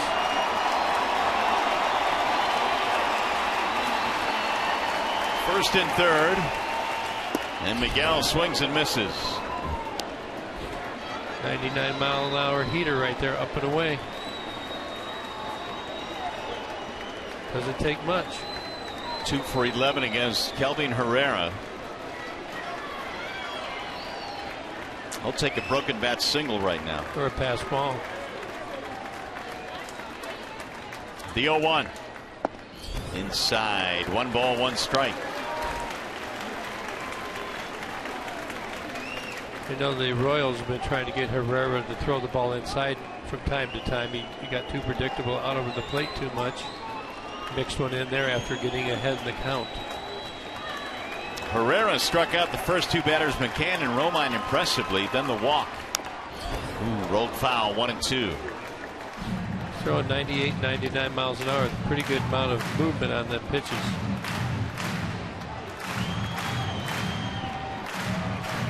Three game. We're in the bottom of the 9th. Cabrera with runners at first and third and 2 outs.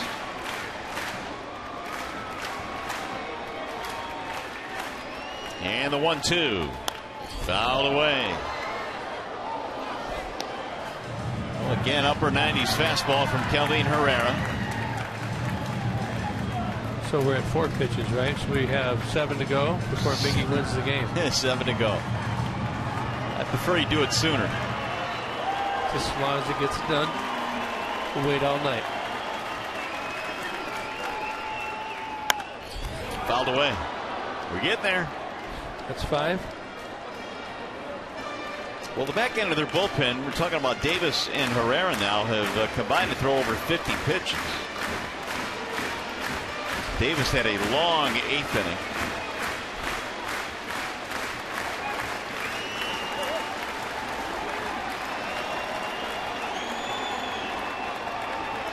Again, the 1-2. Line drive, foul to left field, out in front. That's a changeup right there, 89. That's 6. Good job by Miggy right here. Nice and short.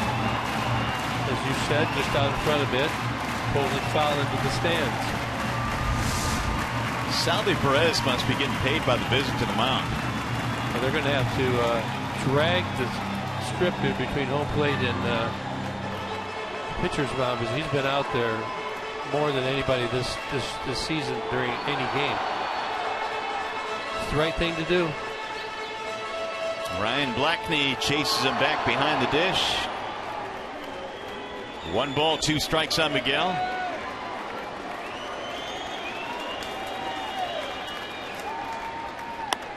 Fouled away again. 7. We're up to 7.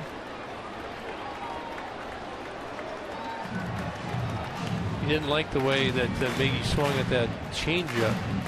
Went back to the high cheese.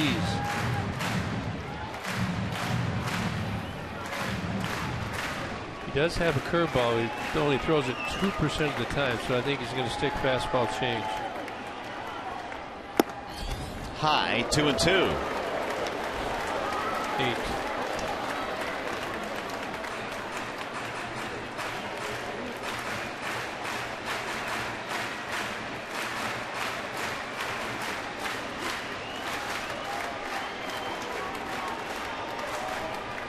Crowd on his feet, hoping for a walk-off win here. Low, and Miggy would not bite, and the count fills now 3-2. They've shown the changeup inside. Now he threw it away. That ball really went down. Good effort by Miggy to lay off of that pitch.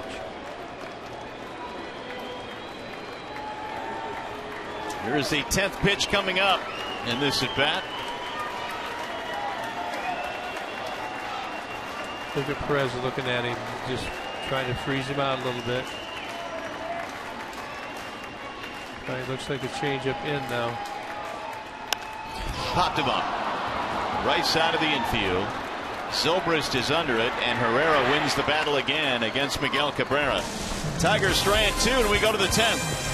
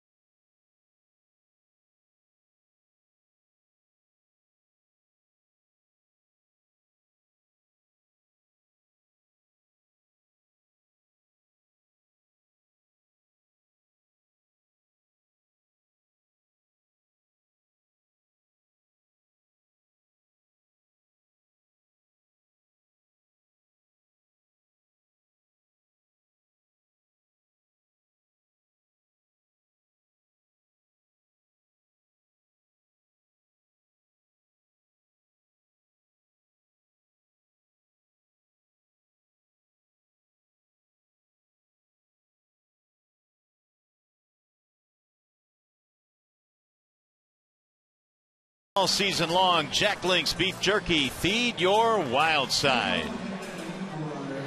Bonus baseball, huh? Bonus baseball indeed. As we go to the 10th, we're tied at 3 runs apiece. Another epic battle between Miguel Cabrera and Herrera. Just saw it last inning, pitch by pitch. 10 pitches. This happened earlier in the year, and Herrera got Miggy on a strikeout. Miggy fouled some nasty pitches off. They worked both sides of the zone to him. Changeups and fastballs. Fouled that changeup down into the stands. It looked like it might be fair early. And then Miggy, on the 10th pitch of the at-bat, Herrera makes a nasty pitch. Fastball, 96 miles an hour, running in on his hands. Caught, and we go to the 10th inning. So Miggy, a couple of RBIs tonight, however, couldn't get it done there. And Neftali Feliz is in now to face the bottom 3, Zobrist, Orlando, Escobar.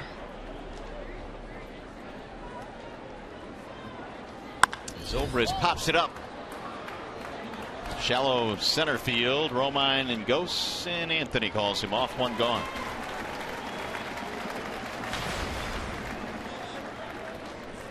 Numbers on Neftali Feliz. Yeah, the numbers aren't good, but actually he started off very rocky with the Tigers, and as of late throwing the ball much better.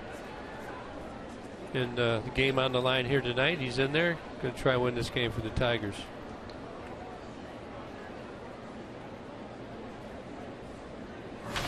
Here's Paulo Orlando.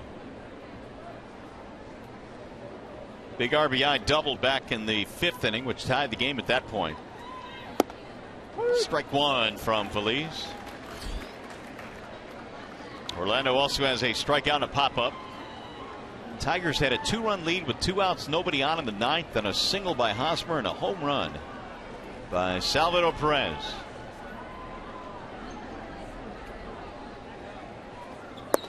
Couldn't hold up. 0-2 on Paulo Orlando.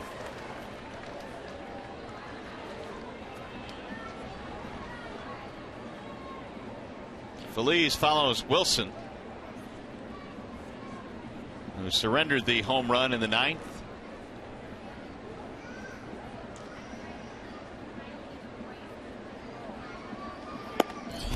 One and 2 the count on Orlando.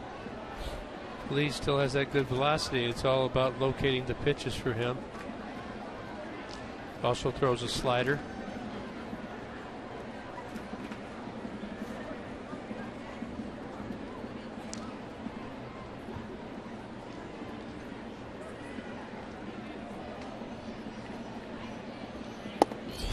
Up and in, and the count now is 2-2 on Orlando.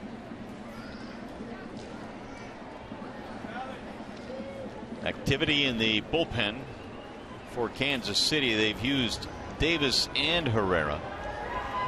Matson and Holland are warming up. Matson if they don't go ahead, Holland if they do. Into the glove for strike 3, 2 outs.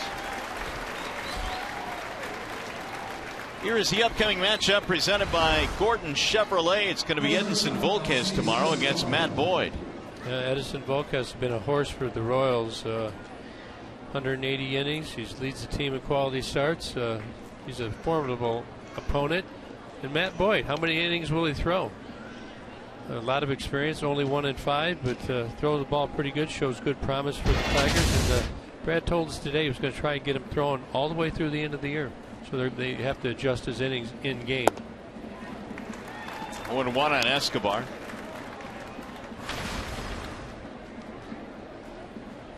Strikeout, couple of groundouts.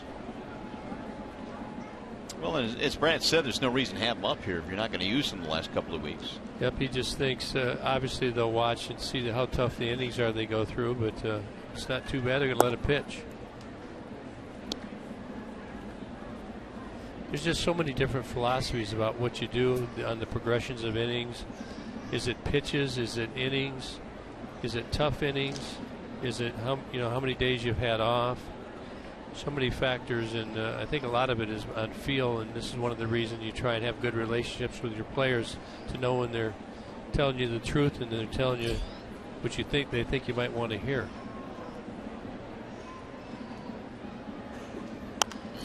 Fouled away. Well, you got to keep an eye on some of the innings for the young guys. There you're looking at the guys that are keeping it. Daniel Norris. See the progression from 13, 14, and 15. Matt Boyd at 157. I speculated he'll be around 175. So you figure 3 starts, he'll be there or a little over. Alex Wilson, he's in uncharted territory. And Blaine Hardy, used differently out of the bullpen. The thing about the bullpen guys, you got to think about all the times they got up, didn't get in the game. Right. We drilled him at Escobar as a 2-out base runner now for the Royals. Not intentional. It looks like it stung him a little bit, huh? It bit him all right.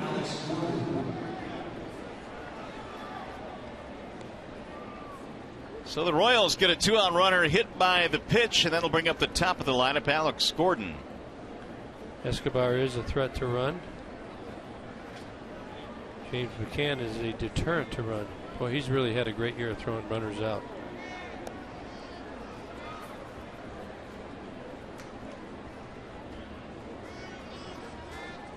They've held Gordon in check for most of the night. He does have a walk, otherwise 0 for 3, and Escobar still in pain.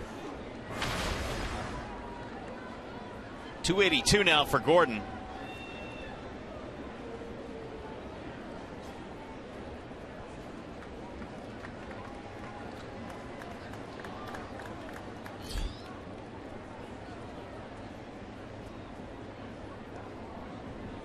Got to watch guys that get hit, or you see them limping down to first, like where they pull something that sometimes uses a deke many times, and they go ahead and go anyway. They try and play like I'm hurt. I can't go. Don't worry about me. Then they take off. 14 steals for Escobar. Gordon fouls it back, 0-1. Not much of a lead over there. No. But sometimes runners will take a short lead to try and relax the pitcher and get them to time, so they can time them up, and they'll start short, but they'll leave early.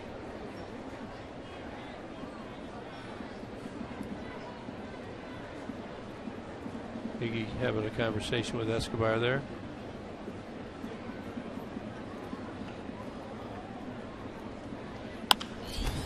Fly ball flared toward left field. Collins on the move. He's going to get there.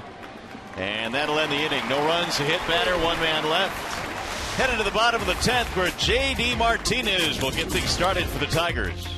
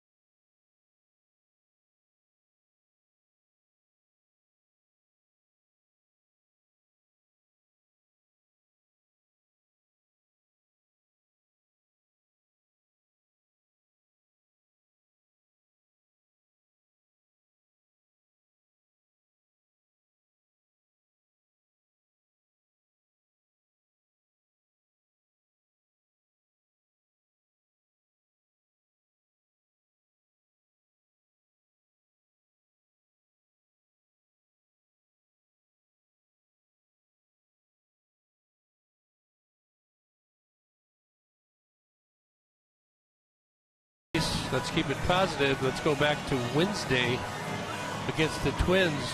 And J.D. Martinez, after Ian Kinsler had hit the go-ahead run in, we got a little padding from the home run by J.D. And we're just trying to prime the pump so we have that again tonight. But J.D. hits the game winner right here. There he is. Nice, I like it. New pitcher now for the Royals. That'll be the right-hander Ryan Matson coming out of the bullpen. Yeah, he's done well for the Royals. 62nd game. ERA at 2.40, low whip, 53 strikeouts, 12 walks, good fastball, and a good changeup. It looks like he doesn't like the way the mound looks right now or feels, and he's talking to the umpire about getting the ground crew out here to fix her up.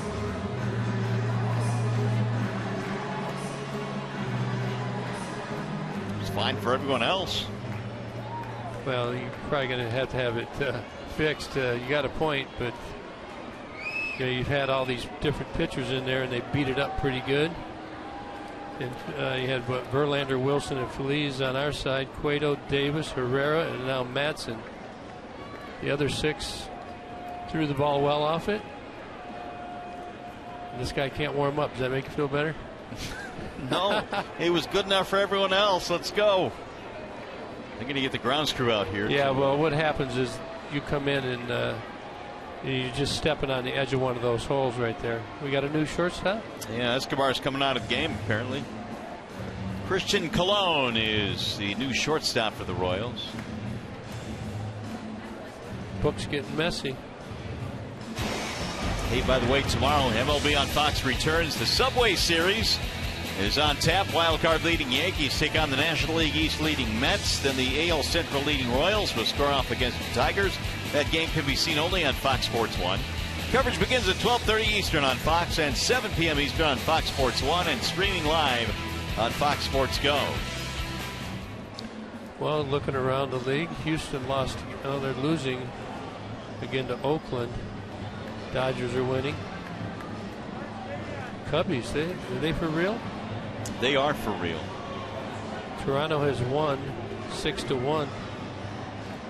Mets have won 5-1. Again, huh? Yeah, beat the Yankees. So that's a crucial matchup. The Mets have played well against the Yankees.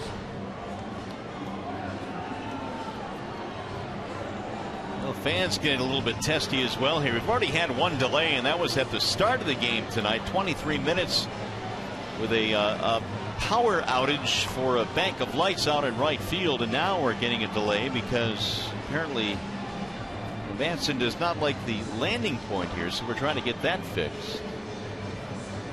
Well, in this time of the game, you have to call down into the ground crew's quarters to retrieve him. There's the hole.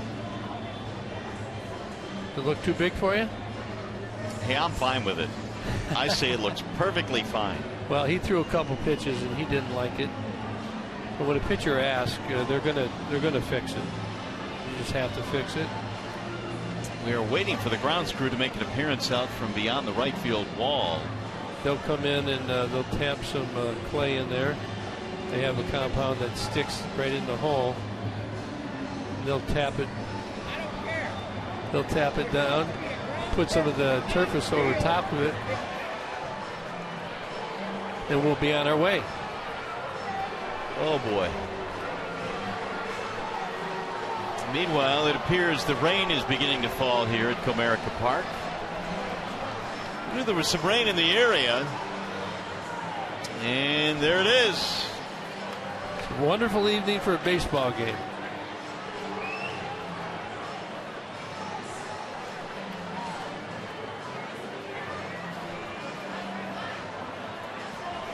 Well, here comes the grounds crew. You got the water there hanging right there. They got the water there. That's to secure everything. Comes Heather. Well, while we fix the mound to Mr. Matson's liking here, we'll check into the Call Sam Studios now in Rod Allen, Matt Shepard.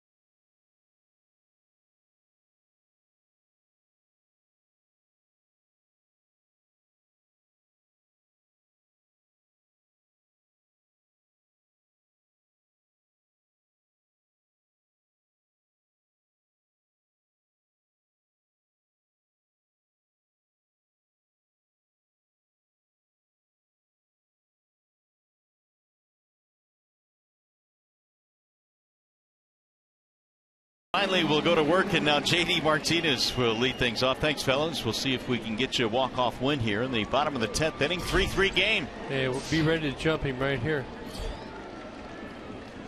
First one is rolled toward third. That is going to roll foul. No balls and one strike. 3-3 ball game here. We're at Comerica Park in downtown Detroit. Mario and Pemba, Kirk Gibson, glad you're with us. Jason Disick is our producer. Brian Moss, our director. If JD gets on, it'll be interesting to see if we have a pinch runner. It would be Rajay Davis if they did decide to do that. But, or do you save him for the next batter, Victor? Here's the 0-1. Drilled to left field, but they had him played deeply, and he's going to have to make a sliding catch. Gordon was back there, but had to retreat and come in to make that play. Yeah, also a lot of topspin on that that batted ball. Gordon playing deep, makes a pretty good read on it. You see it's diving, and sometimes those bounce out, but that's not the case this time. One away. Got the glove out to the side. That's the proper technique. That's part of K-Line 101 right there. K-Line 101. Yeah. Get it out to the side. That way, if you overrun it a little bit, you have room to move your glove and adjust so you can catch it. Now, did you pass K-Line 101 with flying colors? They shot me through there. There's a drive in the air to right field. That ball hit pretty well to the track, to the wall to make the catch right at 365. Looked like Victor was sitting on a changeup there, and he got it, but it just didn't sound right. Didn't quite get enough of it. Right back to the wall. And Orlando hauls it in. Just out front foot a little bit. Didn't quite get it off the sweet spot. Looked like it might have had a chance. It didn't go. Tyler Collins now with 2 outs. 0-1 on Collins.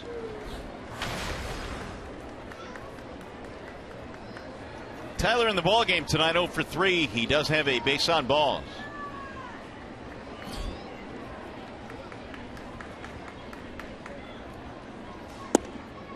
Missed it inside, and the count goes 1-1.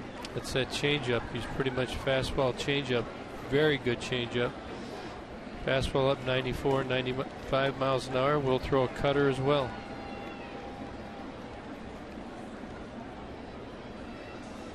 Swing and a miss, 1-2. See good downward and running movement on that change.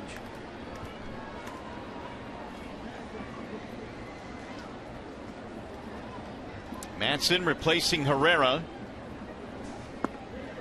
And he missed outside. 2 balls and 2 strikes. Tyler Collins has had a pretty good season against the Royals in 9 games, hitting .303, 5 doubles, and 2 RBI.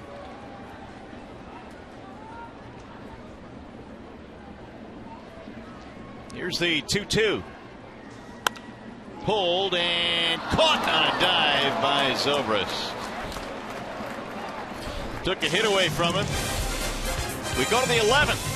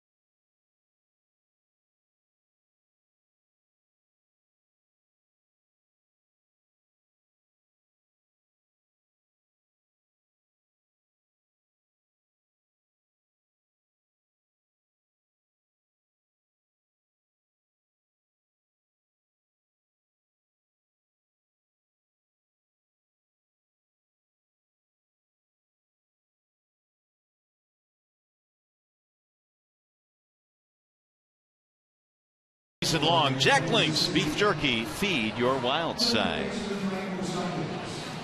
Well, here come the Royals now as we go to the 11th inning in a 3-3 tie. The Tigers had a 2-run lead with 2 outs, nobody on in the bottom of the 9th, and a single and a homer.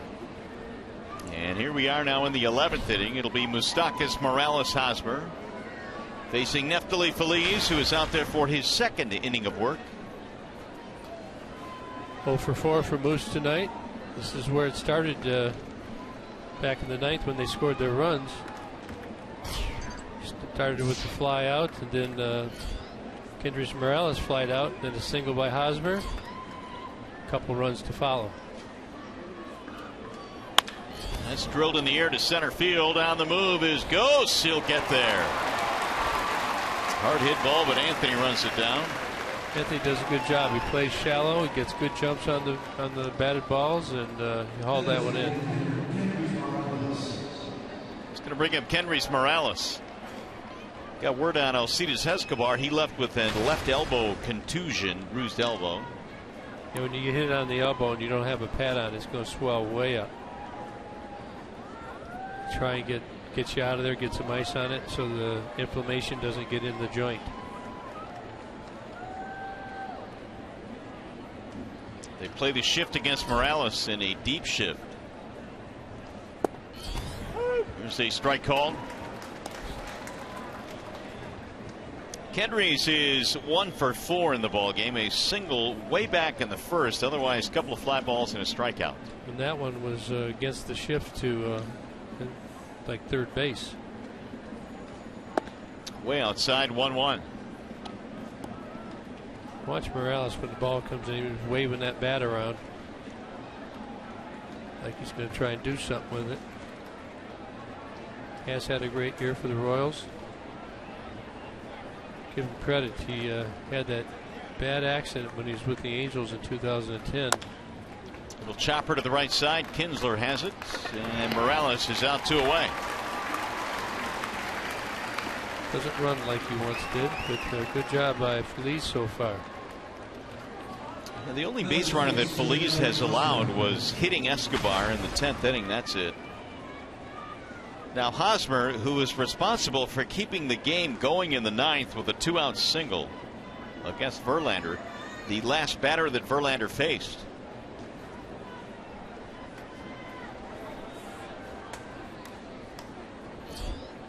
Two out of 4 tonight for Hosmer.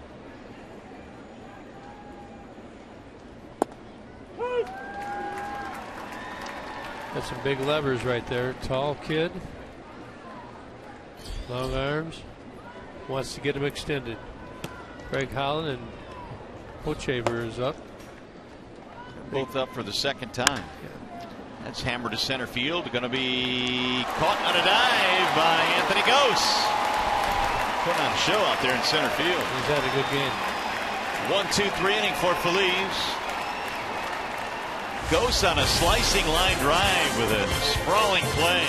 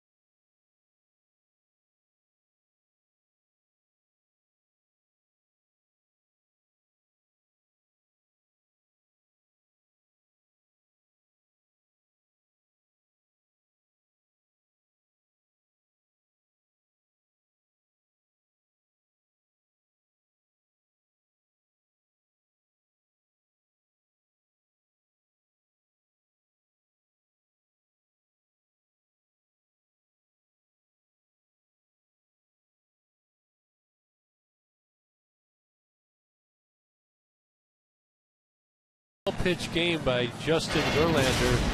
8 2/3 innings, was within 1 out of a complete game victory. Mixing his pitches well. He really had a good slider and a good breaking ball. Breaking ball taking a lot off it, a lot of depth to it right there. You see the hitters out in front.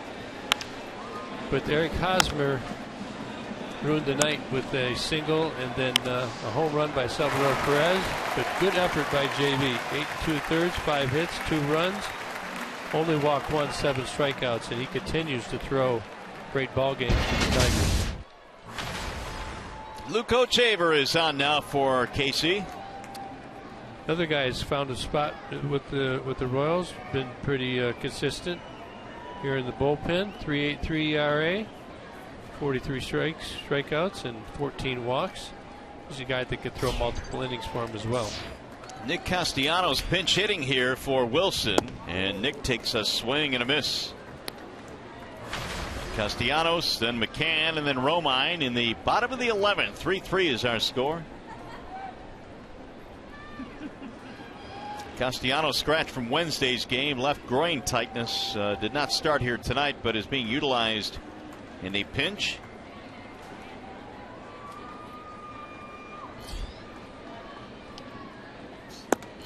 Ball outside, 1-1 the count. Well, looks like Brad's going for the ability to hit the ball in the gap and maybe get a runner in score position right out of the gate. Or hit the ball out of the ballpark. Yeah, win the game. I like that option. Yep. The 1-1. 1-2 on Castellanos. I know Nick was out earlier in early batting practice taking ground balls, so past the test, ready to go. I see Rajay Davis right there getting loose right behind Brad, so we might see a pinch runner. Nick batting nearly 300 over his last 27 games.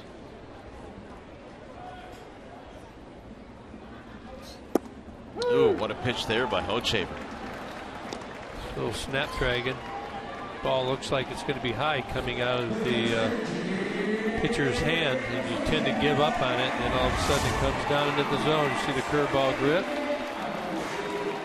Good depth to it. Catches the top of the zone.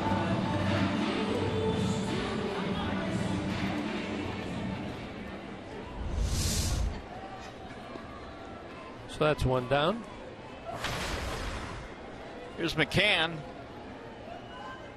A couple of strikeouts in each of his last 2 at-bats. Ball 1. Well, we keep talking about James McCann and how well he's done this year, being a youngster. And he learned another lesson tonight, how to deal with disappointment there in the top of the 9th inning. High fly ball, left field, playable. Gordon coming in. And there are 2 gone. How many extra inning games we've been into this year? I have to look that up. We've been in a few. There's more action at Verhagen warming up. It used to be in the front of that stat pack. I couldn't find it. We'll get it for you. This is our 15th extra inning game of the year. Now, the next thing you want to know is our record, right? Yep. That's barely foul. We are 6-8 so far through the first 14.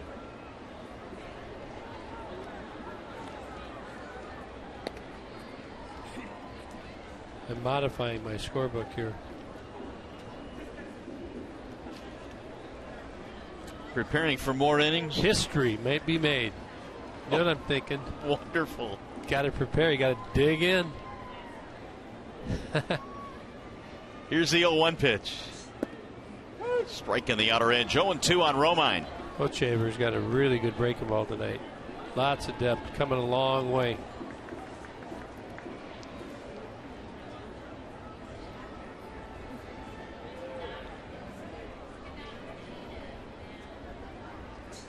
Swing and a miss. Romine is out of there, and Ochaver has a 1-2-3 11th, which means we go to the 12th.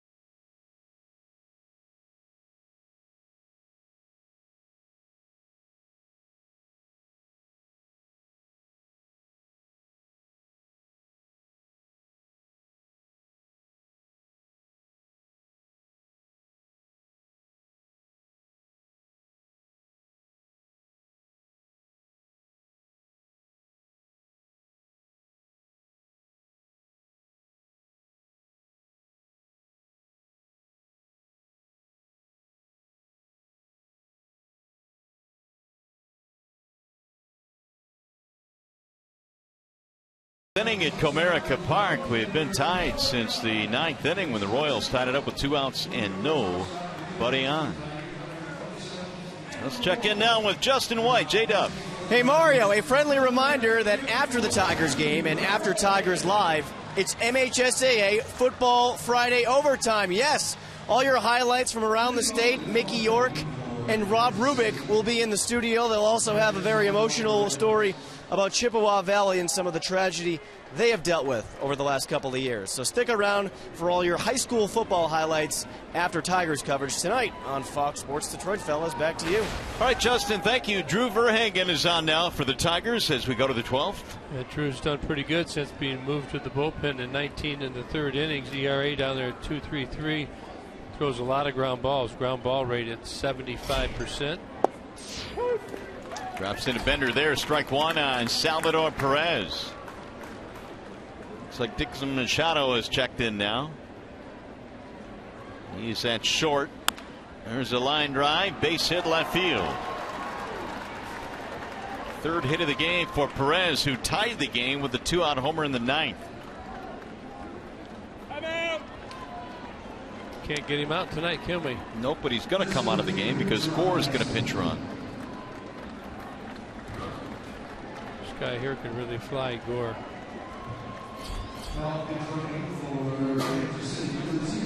Good challenge for James McCann and Drew Verhagen.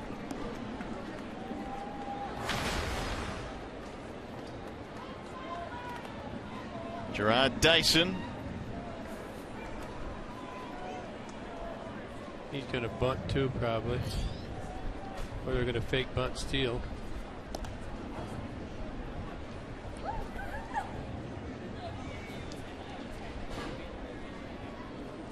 Good test for the young Verhagen right here. Got the speedster at first, speedster at the plate. Got a lot to think about. Tie game here in the 11th inning, 12th inning, top of the 12th. Gore was second in the Texas League with 39 stolen bases. He was caught just twice. Yeah, he can move. 39 steals out of 41 attempts. Double-A Arkansas. Runner goes, wasting little time. McCann's throw. Oh, and he is safe at second base. Ooh, it was close. Yeah, McCann made a great throw right on the hip. Did everything he could. Comes right out of there. Very accurate. He just got in there. If he got in there. Now they're going to bunt. Got to decide what you're going to do here. What plays on. Got to hawk him at shortstop, which they're doing. Bunted, and McCann will go to first base.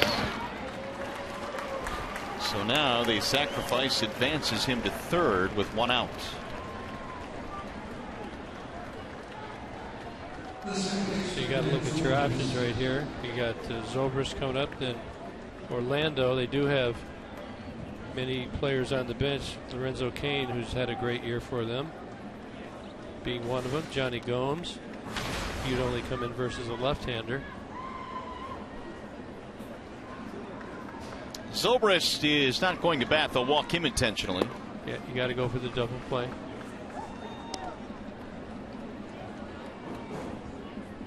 Paulo Orlando waiting on deck. There's ball 2 missing outside.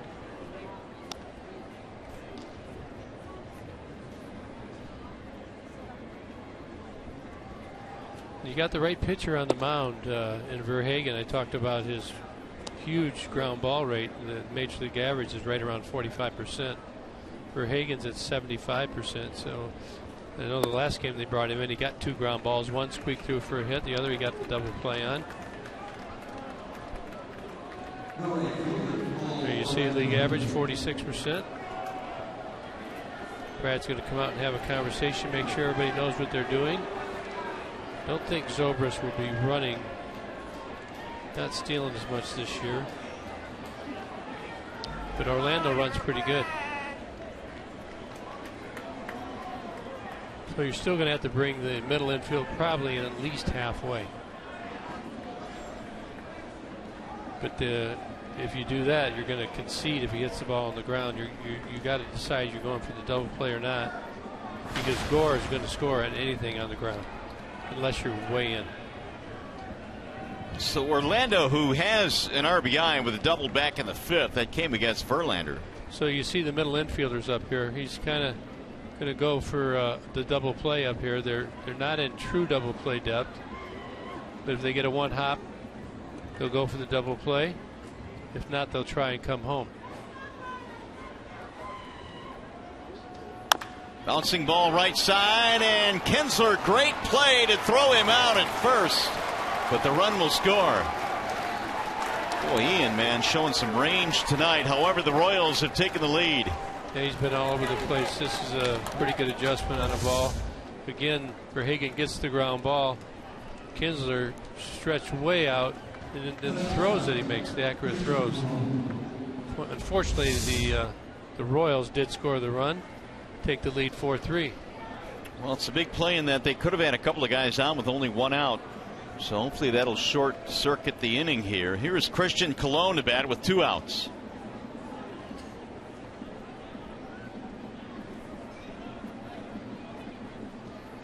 Little chopper back up the middle. Here comes Kinsler again on the backhand, and he'll throw him out.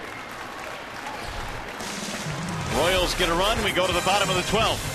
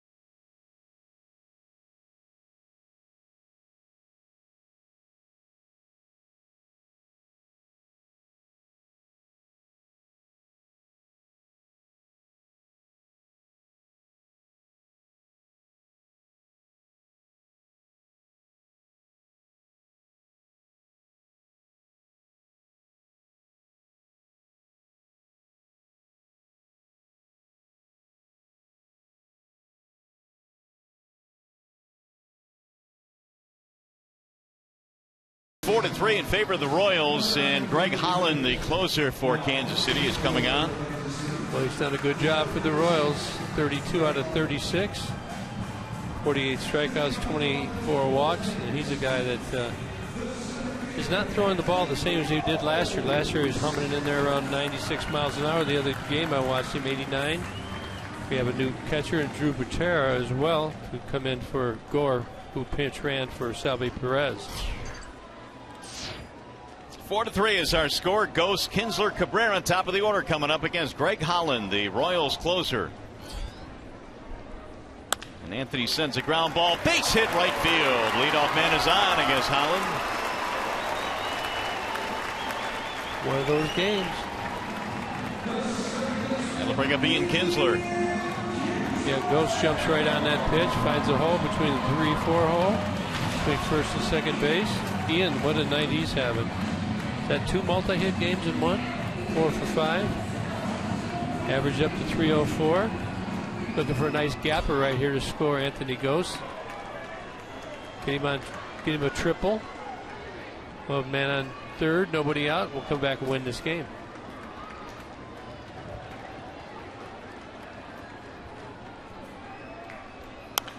Hopped him up. Left side of the infield, Moustakas near the bag. One gone. Well, Ian had a first pitch swing last inning, or one of the innings, and got a hit. So you can't fault him for doing it and swinging the bat very well. Didn't get a bad pitch, just a bad result. Looked like he was trying to win the game. Got some history here, 3 for 13 with 4 strikeouts. Miguel Cabrera is due. Holland came on last night in their win against Cleveland. Came on in the 9th with the bases loaded, nobody out. Gave up a run on a sac fly, but that was it. Got a double play ball. And Miggy looks at a strike, 0-1.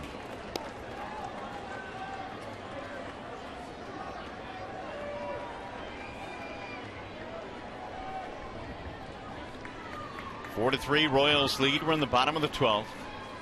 1 on, 1 out. Boy, he's got that hand right out there, doesn't he? If only the hitter could see it.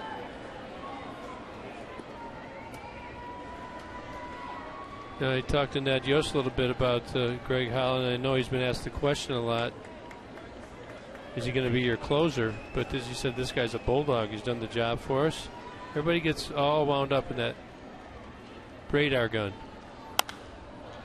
That is popped up foul. Should find the seats.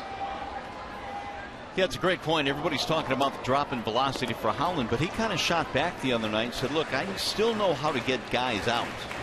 Yeah, he's got a slider. I mean, last year we saw him, he had the fastball, but he threw a lot of sliders, and you couldn't have said it better. He knows how to get guys out. He doesn't give in. He understands his stuff, and he tries to work within it. Doesn't give in. Although he's facing a pretty good guy right here in Miguel Cabrera. Wants to make him blow another save. Miggy 2 RBIs tonight. Now Butera going to go onto the mound. Don't want to mess up this 0-2 pitch here. This is a team theme. As you can tell, these guys have been out there quite a bit tonight. You know, they try and speed up the game and make regulations for the hitter, and I wonder if at some point they'll change it for the catchers. Good point. How would they even think about doing that, though? Here's the 0-2. Line drive, left field line, going to get down, base hit. Goes coming to third base. They're going to stop in there, and Cabrera has a double, and the Tigers have him at second and third, 1 out.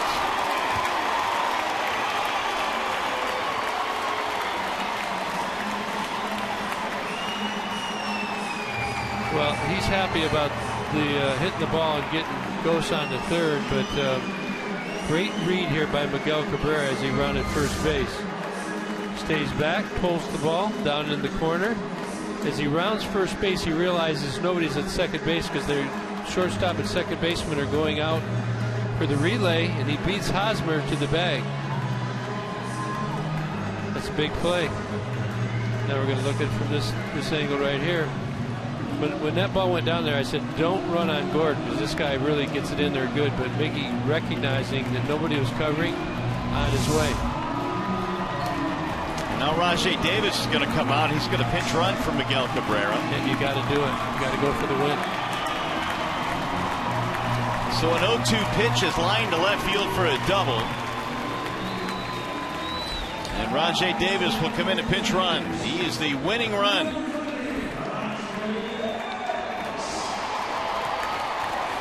We'll see if they walk Victor to go for like the 1-2-3 double play. Or the 5-2-3. Yeah, I'm sorry. Walk JD and leave it to Victor. Yep. They will not go after JD Martinez. They have ruled that a single, and he advances. So not a double for Cabrera. Advances on the throw. On the throw.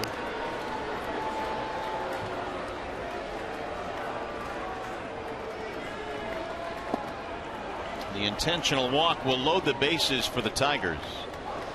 Got a good feeling. Victor's been swinging the bat so well last couple days. Going to get her done. Bases loaded for Victor Martinez. Victor had a sacrifice fly in the 8th. A also had a single in this game.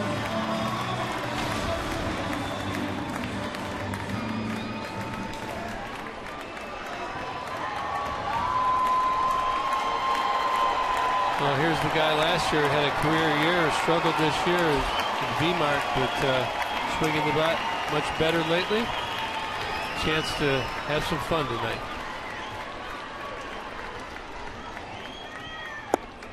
Strike called on Martinez. Little slide piece right there. First pitch.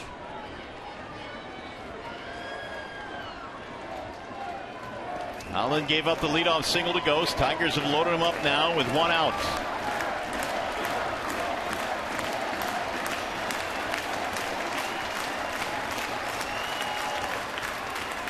Here's the 0-1.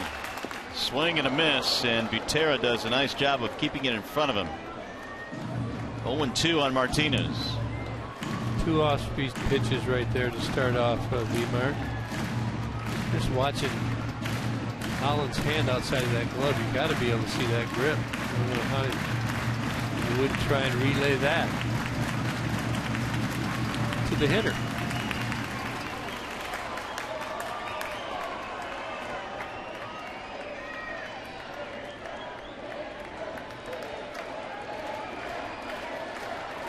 Oh, and 2.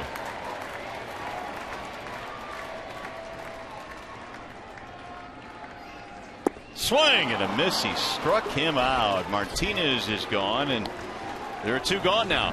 3 sliders. He's going to bring up Tyler Collins. You can see the grip, ball going down. A lot of depth to that pitch. Victor swings over top. Holland keeping the ball down in the zone. So here is Collins. 0 for 4 with a walk for Tyler. You're going to get some sliders too. It looks like that's the pitch of the evening.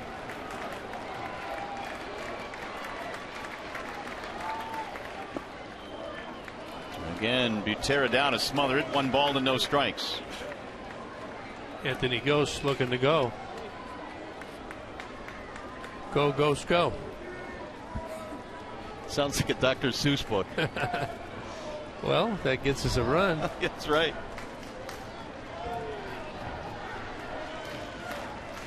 We go on forever. You know how I feel about it. I know who's guiding me right now.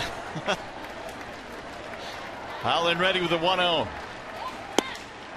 2-0 now on Tyler Collins. 2 sliders, actually a slider then a cutter right there.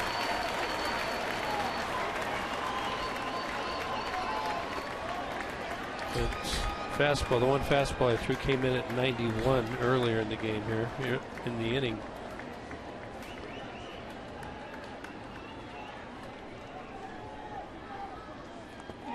Blocked by Butera. Now it's 3-0 and 1 pitch away from tying this game. How did he block that ball? He's had 3 blocks this inning. That one there, he just got his shoulder on it and stayed right in front of him. Watch him turn that left shoulder in and just knock it down. Whoa, that close. Got to take it here. He does. It's down the middle of strike. Now, if that was Miggy, I'd say maybe let him swing. And if you're hot, you get to swing as well.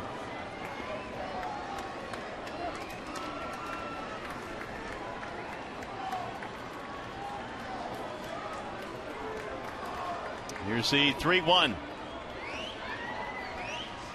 He lost him, ball 4, and we are tied.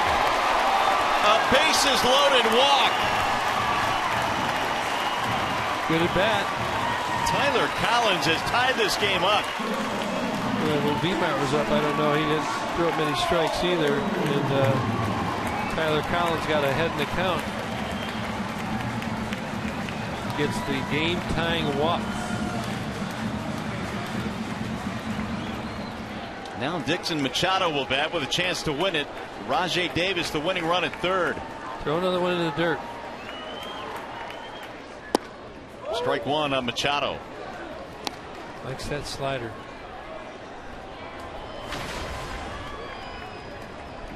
Got to trust your catcher here if you're Holland, because they want to keep it down in the zone. They want to get chase pitches, but you do risk throwing in the winning run. Ooh, it gets by. Davis thought about it. Now he's halfway, and he'll scramble back. Hit the umpire. You believe that? Save the game for the Royals. Hit the umpire. Goes down through Butera. Wow. Off his shin guard, off the left leg of the home plate umpire. Raji was way down there. Butera didn't want to throw it to third, though. See Raji sliding into third. Sometimes you can stand up and hope the ball hits you. We had him frozen, but it missed inside and high. 2-1.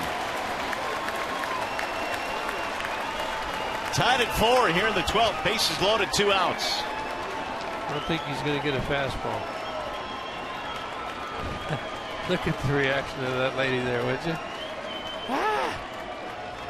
Here's the 2-1. Swing and a miss. He tried to hold up. 2 balls, 2 strikes on Dixon Machado. Yeah, that slider's just his bread and butter. It's a good one. Should be thinking of hitting that ball the other way now. You got to let it travel. Get a piece if you have to, spoil it.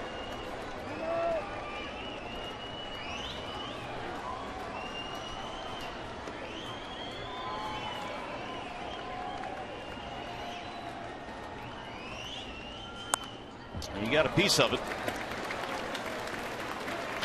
Tigers tonight have 12 hits. The Royals have 8.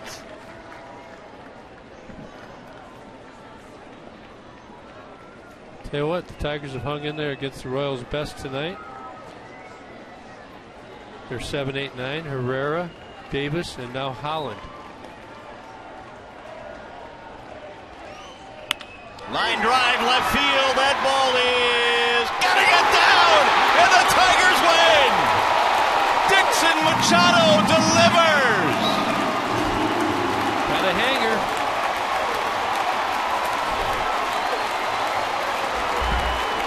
That'll make the hamstring feel better.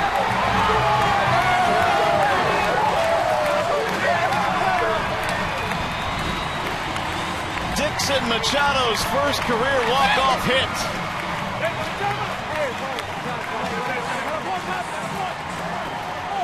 Pretty good at bat by Tyler Collins. Gets the walk. And then Machado with the big at bat there got a slider that was up in the zone.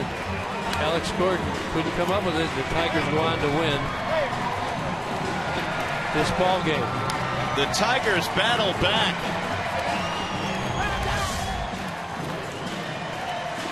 See that ball up in the zone.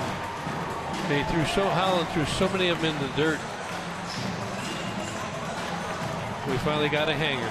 You see Gordon laying out. Yeah, anytime you got Gordon out there in left field, you just don't know if it's going to drop. And there's the smile from ear to ear for Dixon Machado. All that's left there is to make sure you touch the base. And the Tigers walk off with a 12th inning win.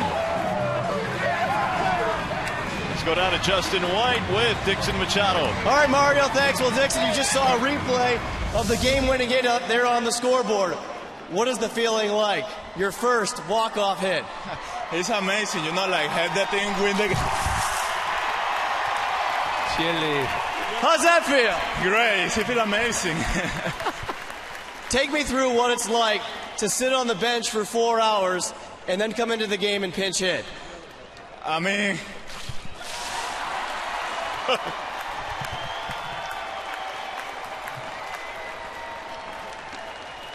How was that one? I mean, it's great. I was waiting for that opportunity, and it happened. He left that pitch high, and I couldn't hit it hard.